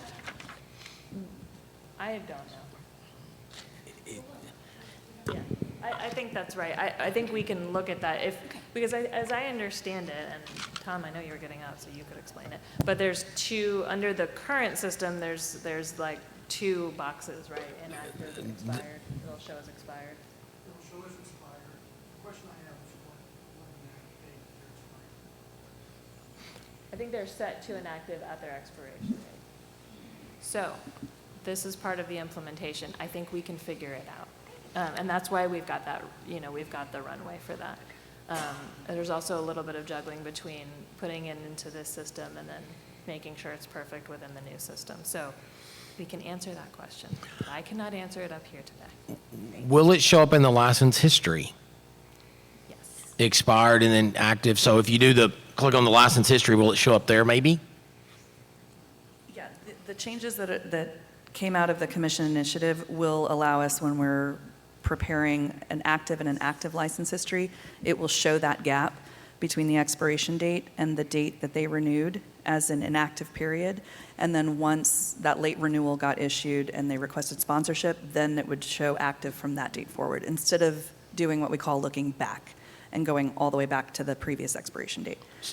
So now for a late renewal, it will reflect a period of inactive time before they reactivated after late renewing. And maybe Commissioner Lerner asking, so if I expire in October and then I say expired 30 days, I renew in November, will my next renewal date be November? No, It'll your roll back to expiration October? date will not change. Okay, all right. The effective date for the 30 hours is October 1st, so that will be anybody licensed after October 31st? Is that the way that will work? I believe that rule applies to the date of the renewal. So if it's a requirement for renewal, it's based on when the renewal is submitted.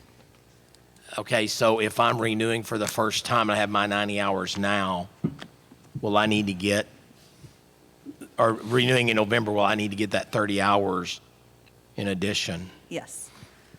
Because we open those renewals 3 months ahead of time, and then they're open for up to 6 months after, the way, where we draw the line in the sand for where renewal requirements are effective is based on the renewal date. So Okay. when the renewal is submitted. Very good. Okay. Any other discussion? All in favor? Aye. Any opposed? Any abstaining? Motion carries. All right, agenda item number 25. No, I'm sorry. Yeah, 25. That's right. Agenda item 25 is discussion and possible action to adopt amendments to 22 TAC 535.222. So these amendments were published in the March 3rd issue of the Register, and they address, they're inspector-related. They address the situation where payment is received prior to the scheduled inspection and require the report to be delivered to the client within 2 days of completion of the inspection. The Texas Real Estate Inspector Committee reviewed public comment received to this, which I detailed in your materials, and they recommend the amendments as published. So the staff recommendation is to authorize staff on behalf of the commission to submit for adoption the amendments to 22 TAC 535.222 as published to the Register, along with any technical or non-substantive changes required for adoption. Move approval. Motion made by Commissioner Russell. Second. Second, Commissioner Pena. Any discussion? All in favor? Aye. Any opposed? Any abstaining? Motion carries. Agenda item number 26. So agenda item number 26 looks really long. I will not detail every component of this. So these are the changes related to the commission's quadrennial rule review. This is the last part of it until we immediately start back up. But we're going to start doing it on a rolling basis. I can highlight some of it. We've got the changes to the real estate brokerage course approval form, which is discussed earlier during that ESAC presentation, the changes to that brokerage course. We've also got changes related to the 535.218, which is an inspector component, and that extends the amount of time an instructor of a ride-along inspection course can provide a certificate of course completion in order to receive continuing education credit. And the rest are really highlighted in your materials. I won't walk through them because they're mostly non-substantive. They're those quadrennial rule changes. We did receive some comments, most of which, and I detailed those in there, most of which were actually unrelated to the rule changes themselves. And so they will not, while they're there and they're in your materials, they did not directly correspond to the actual changes at hand. And so accordingly, the staff recommendation is to authorize staff, is to not make any changes based on those comments and to authorize staff on behalf of the commission to submit for adoption the amendments to 22 TAC Chapter 535 as published to the register along with any technical or non-substantive changes for adoption. So moved. Second. Motion made by Commissioner Pena, second by Commissioner Russell. Any discussion? All in favor? Aye. Any opposed? Any abstaining? Motion carries. All right, good job. Agenda item number 27. Okay, so now we're moving into proposals. We've got 2 rules up for proposal, and that means that this is just to walk through for the folks that are here. Should the commission vote today for these rules to move forward, they will be proposed in the register, open for public comment. Public comment will be received and considered for both of these rules by the executive committee, because both of these rules are actually coming from the executive committee. And then they'll be voted on again at the August meeting for adoption. So we just did the adoptions of the ones that were proposed in February. So that said, we've got discussion and possible action to propose amendments to 22 535.92 continuing education requirements. The proposed amendments here would expand a real estate license holder's opportunity to earn up to 4 hours of continuing education elective credit for attendance at a single commission meeting, and clarify that such credit may only be awarded for attendance at one commission meeting per renewal cycle. There's also language in there related to a license holder who is appearing as a party to a contested case before the commission would not receive that credit for continuing education. And so the remainder of the changes are related to just consistency throughout the chapter. They're old changes, but the changes we're discussing here is really that expansion of the CE credit, and they are recommended by the executive committee. I have a question. All right, let's have a motion prior to discussion. I'll make the recommendation if you want. So moved. Yes. Okay. So the recommendation would be to authorize staff on behalf of the commission to submit the proposed amendments to 22 TAC 535.92 as presented, along with any technical or non-substantive changes required for proposal to the register for publication and public comment. Move to accept. Motion made by Commissioner Brown, second by Commissioner Pena. Discussion, Commissioner Russell. Yes, I have a question. I think this is a really good thing that we're considering here, but it speaks to the effect that the commission may remove a committee member if the member, one, does not have the qualifications required by subsection B of this section. If they've been selected, give me an example of how would they suddenly not be qualified? So I think actually you're speaking to the 535.46, the broker responsibility working group rule, which is our next one. I'm reading. Or is that? Is that? 535.46, am I ahead of us? Yes, you're just a little bit ahead though. Excuse me. No, you're good. Any other discussion? All in favor? Aye. Any opposed? Any abstaining? Motion carries. Agenda item number 28. Okay, agenda item number 28 is discussion and possible action to propose new rule 535.46, which is the establishment of the Broker Responsibility Advisory Committee. So the proposed new rule establishes an advisory committee called the Broker Responsibility Advisory Committee, which is tasked with advising the commission as to issues surrounding broker responsibility issues within the real estate industry. The committee will also make recommendations to TREC regarding possible legislative and rule changes associated with the broker responsibility issues impacting both the real estate industry and the consumer. And of note, there is language in there that contemplates the initial appointment of committee members, and that is in order to get everyone, so that you're not on a 4-year cycle of everyone at once. So that initial, there's language that addresses that initial with people serving different terms, but after we've achieved that, then it will go to the 4-year terms. And then Commissioner Russell, you had a question, and it was about the removal, right? Right, if they do not have the. So I think what you would see there, so if somebody, let's say their broker's license was revoked in an enforcement hearing, or it expired and they did not renew it because one of the requirements there is to have that active license.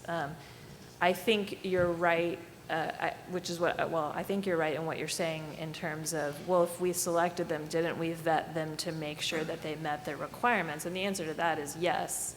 I think it's going to be if something happens after that. And the one that comes to mind would be something like a revocation and expiration, because they'll have met that 5 years active experience at the time of appointment. Does that make sense? Well, it does. I guess I'm just thinking that if someone were of the quality to be selected, that would be so unlikely, but it happens, I suppose. Well, I agree, but as the lawyer and the I want to prepare for the worst, which is we want to have a rule that allows us to remove in the very unlikely situation that happens. Understood. But you're right, I don't expect that.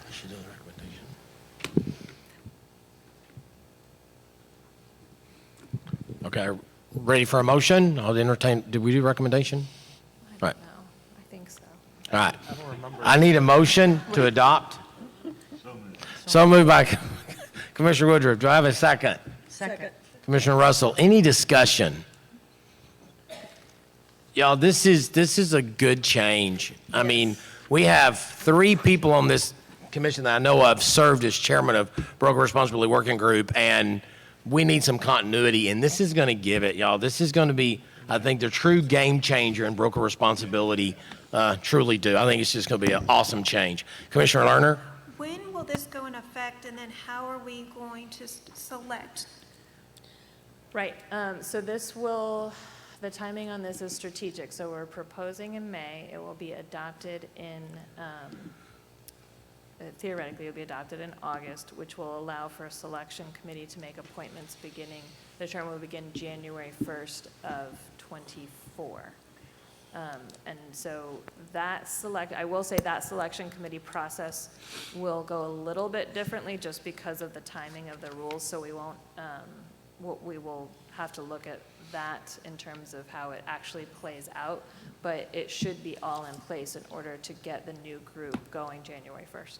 And what do we do with our current group? The- Can they reapply, or? Yes, I'm sorry. Just, that's been the conversation that we've been having, which is everyone can apply. Right. And the selection committee will be the ones to sort of figure out what does that look like.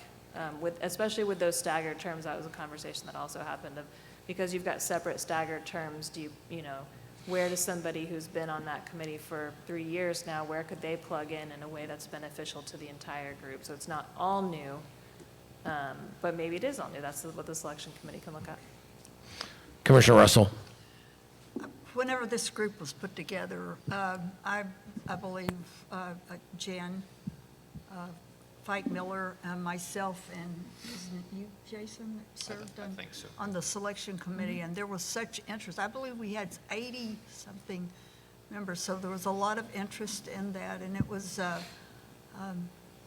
think we did a good job with the people selected. I remember Chance was on there and ultimately served, so that's, I think this is a really good thing. I agree. Yeah, so I think if we adopt in August, then I think we would need formal action to officially abolish the working group, either at that time or when the other one I think the working group goes online. I think the working group serves at the chair. It was a chair appointed. No, it wasn't. It was not because you all voted it, right? So yes, you're right.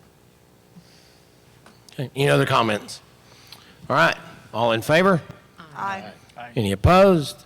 Any abstaining? Motion carries. All right, that's it. Y'all, thank you for that. That's awesome. All right, next up, agenda item number 29. Deputy Executive Director Tony Slagle with the 88th legislative session update. Yes, sir. Can everybody hear me okay? Yep. Good afternoon, Chair Kestner and Commissioners. I'm Tony Slagle. I'm the Deputy Executive Director. I didn't get a chance to introduce myself to the new members officially or to the crowd, so I just briefly want to mention what I do. As Deputy Executive Director, I am the backup to the Executive Director of the agency, Executive Director Buchholz, and I act in her stead in the off chance she's not available. I also oversee the customer service, licensing and education divisions. Those directors of those divisions are a direct report to me. We work in conjunction to iron out any issues as they come up or anything going on with those particular divisions. I'm also heavily involved in the legislative, government relations, legislative aspect of the agency and help the agency navigate to the best of my ability the legislative session, and it's in that regard that I am in front of you today to give you an update on the legislative report. I provided a report, I believe, last Wednesday via email. I did, well, before I get to that, I just want to mention there's a couple of, we're getting to the end of the session, so there's deadlines that are looming, and several bills have already are essentially dead based on the fact that they haven't met certain calendar deadlines. The next big deadline is this Saturday, May 20th, which is the last day for the House committee to report Senate bills in order for the full House to consider them. Just to give you a brief snapshot of the 358 bills we were originally tracking, currently we're still tracking 114 Senate bills that are technically still alive, but only 45 of those have actually had a committee hearing. We're only currently still looking, I mean, we're tracking all the bills we were, but there's only 58 House bills that are technically still alive that we were tracking previously. So as I was mentioning, I sent out a report to all of you on May 5th via email. I do have a correction to that report. I apologize for this, but I need to point out a mistake. When talking about the TREC legislative initiatives bill, I reported that it was HB 3878 that was on its way to the governor. It's actually the Senate companion to that bill, which is SB 1577 by Menendez. That's the version that's going. They're the same bill, but I just swapped out the House bill for the Senate bill. So sorry for that bit of confusion. I did want to just highlight, there's a lot of bills on the report, but I wanted to highlight a few of them. I'm happy to answer any questions or provide any updates on the status of any of those bills on the report, but I did want to mention just a few of them. So HB 1363, which was also an agency legislative initiative which repeals the Inspector Recovery Fund. That bill has passed the House, and it's scheduled for a hearing in the Senate on Thursday, which might be the last Senate hearing. So we're kind of down to the wire on that bill, but hopefully, if all goes well, it will be voted out of the committee and sent to the full Senate and for their consideration, then on to the governor's office. The next bill I wanted to talk about was HB 3503, which is the Property Owners Association bill. If you recall, that's the bill that would add condominium associations. It does a lot of things, but in terms of TREC, it would add condominium associations to the list of associations that are required to file their property management certificates with us, their management certificates with us, and then we would be required to put them on the website. The House version of that missed the deadline to be voted out, so it's technically dead. The Senate version is still alive, but there's a deadline looming about that. So we're not really sure if that bill will actually go forward or not. Again, there's a lot more than just our component to that bill, which may be the reason why. The next bill I wanted to talk about was HB 697. That's the seller's disclosure bill. That's the bill that adds the gas plumbing disclosure to the seller's disclosure. If it's known the type of gas piping in the house, the sellers would be required to disclose that information. The House amended the bill to include a requirement to disclose information regarding ad valorem tax related to special districts. That language has actually been removed by the Senate. So what that means is, by the Senate committee. So if the Senate votes on the Senate of that version of the bill, that bill will likely go to a conference committee where they'll hash out the differences, and then it'll be presented back to both the House and the Senate to concur with anything that comes out of that conference committee. The next bill is SB 1712, which that's the bill that would treat LLCs and limited partnerships essentially as a principal by exempting certain persons that are involved in purchasing, selling, or leasing property for those entities. That bill was referred to a House committee, but it must be heard in committee and voted out by Saturday, really, to have a chance to move forward. So we're just waiting to see what happens there. And then, as the executive director mentioned, there's a federal bill that deals with portability, licensing portability. There's also a Senate bill by SB 422 by Senator Paxton, which does essentially the same thing, but it has that substantially equivalent component to it. So there's a little bit of figuring out how to maneuver all of that, things. And then the last couple of bills I wanted to mention, or the last bill I wanted to mention, was HB 4277. This is the bill this doesn't really affect TREC, but it affects our license holders. It's a bill that authorizes a buyer of property to terminate a contract within 7 days if the seller fails to provide the required PID notice, Public Improvement District notice, prior to the parties entering the contract. The termination is authorized only when the city or the county has filed a service plan as required by statute before the date the contract was entered into. So that bill has passed the House, is voted out of the Senate committee, and the next step is for the full Senate to consider that bill. So those are the only bills I highlighted. Again, I'm happy to answer any of the bills that are on the report, or any questions you have about anything else. I'm more than happy to answer. Any questions on the bills pending? All right. Thank you very much. Thank you.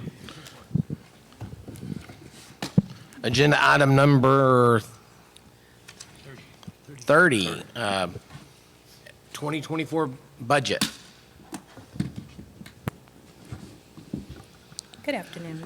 Agenda item 30, discussion regarding the FY 2024 draft budget, FY 2024 investment policy, and FY 2024 budget and financial administration policy. The documents have been provided to you under separate cover for review, since they are in a draft. The Budget Committee met in April, as Commissioner Pinion mentioned, and they reviewed and provided feedback to the first draft of the budget that was prepared March 31st, 2023. As you know, this budget before you will change as we fine-tune projections and update expenditure projections for operations and IT projects.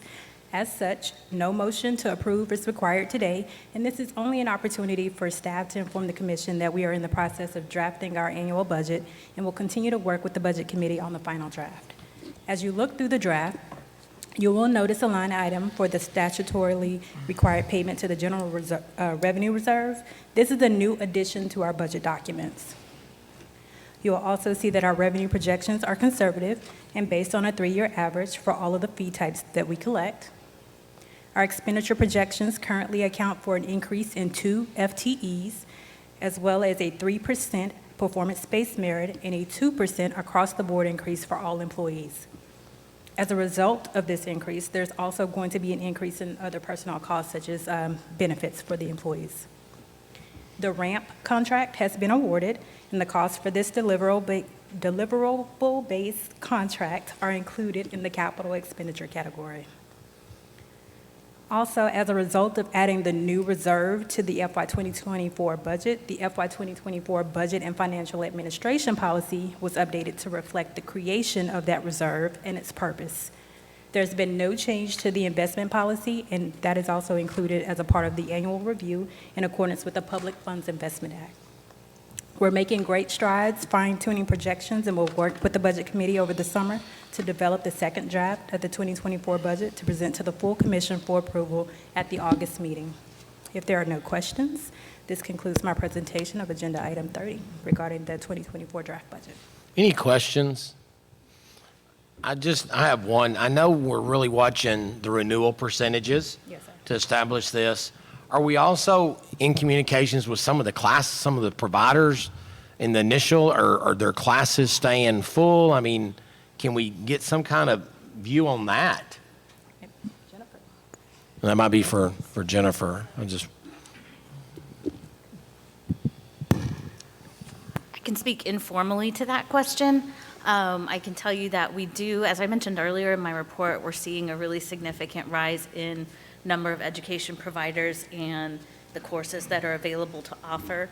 So that's an anecdotal response to your question, but I do believe that we can get some information that is more specific to what you're asking and provide that for you at the next commission meeting if that's helpful. Okay, I just know that you're really just looking in a crystal ball saying this will continue, and we had so much growth in the last 4 years. It's kind of scary to think that it will continue, and I do realize this is a proposed, but just a thought. Anybody else? Just to comment on similar to with respect to the growth and the current trajectory has been Flatlining. kind of going up at some point where we're kind of, is it going to flatten out? Is it going to come down? Is it going to continue to grow? And so when you look at the budget, the first year that you budget is probably the most realistic. After the second and the third, fourth year, it becomes a little bit more nebulous in trying to predict exactly what's going to happen with respect to the revenues and expenditures. And so when you look, commissioners, when you look at the budget, the first year is probably the most accurate as we can get. I believe with respect to the revenues and expenditures, when we looked at the financial information, the revenues were spot on. Yes, sir. I think it was 0.9 of a variance within our actuals and projections. And so the expenditures were under. And so just consider that, right? Also of noteworthy, we do have a new reserve that we kind of earmarked for the SDSI payment, which is required regardless of whether we make money or lose money. It is a required payment to the state of Texas. And so we thought that it would be appropriate to kind of earmark that as a reserve and have it in place. Our operating reserve is a 6-month according to the policy. Yes, sir. I don't know if that's by statute No, or sir. by policy. It is not by It's statute. by policy. Yes, sir. And so when we start looking at what the true amount of reserve, most governments, some may have 90 days, some may have 120, 6 months is 180. And so when you start looking at the amounts that you're reserving, you start thinking that, well, is 6 months really, necessary? So those are the questions that we should ask ourselves when we earmark as a reserve. The reserve means we normally won't touch that. Right. That is good. All right, very good. Anything else? Okay, thank you. Agenda item number 32.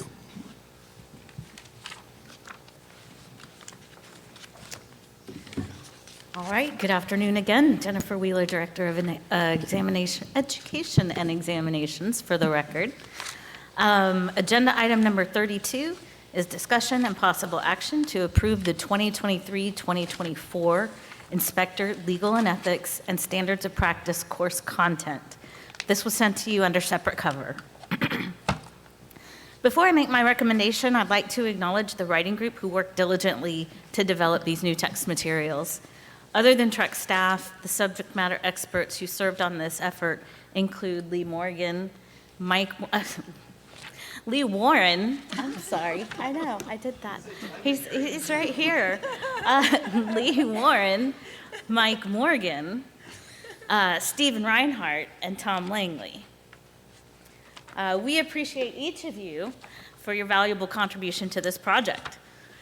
These materials have been presented to the full inspector committee. As a reminder, the materials presented to you represent the course content, which may include any non-substantive changes.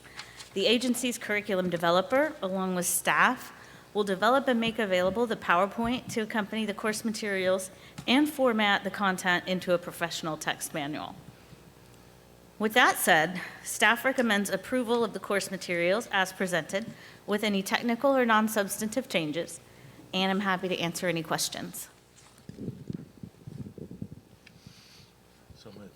Motion made by Commissioner Woodruff, second Commissioner Hartgraves. Any discussion? All in favor? Aye. Any opposed? Any abstaining? Motion carries. Thank you. Thank you. Agenda item number 33 is discussion and possible action regarding future agenda items. Anybody, future agenda items, anything, public comment? We heard a couple of those. We might look at that. All right, let's go to agenda item 34, discussion possible action to schedule future meetings. Next meeting is scheduled for August 7th in Austin and August 8th, a workshop, November 6th in Austin, and November 7th, also a workshop in Austin. Before I adjourn, I want to thank staff again for putting this on. You know, someone said, how often we do this? We've never done it. Well, we've done it now. So thanks, staff, and thank Houston for hosting us, and thank y'all for being here, and I appreciate everything we've done. I do think we need to invest in a new timer. It worked one time, so we will work on that. We will adjourn at 2:02.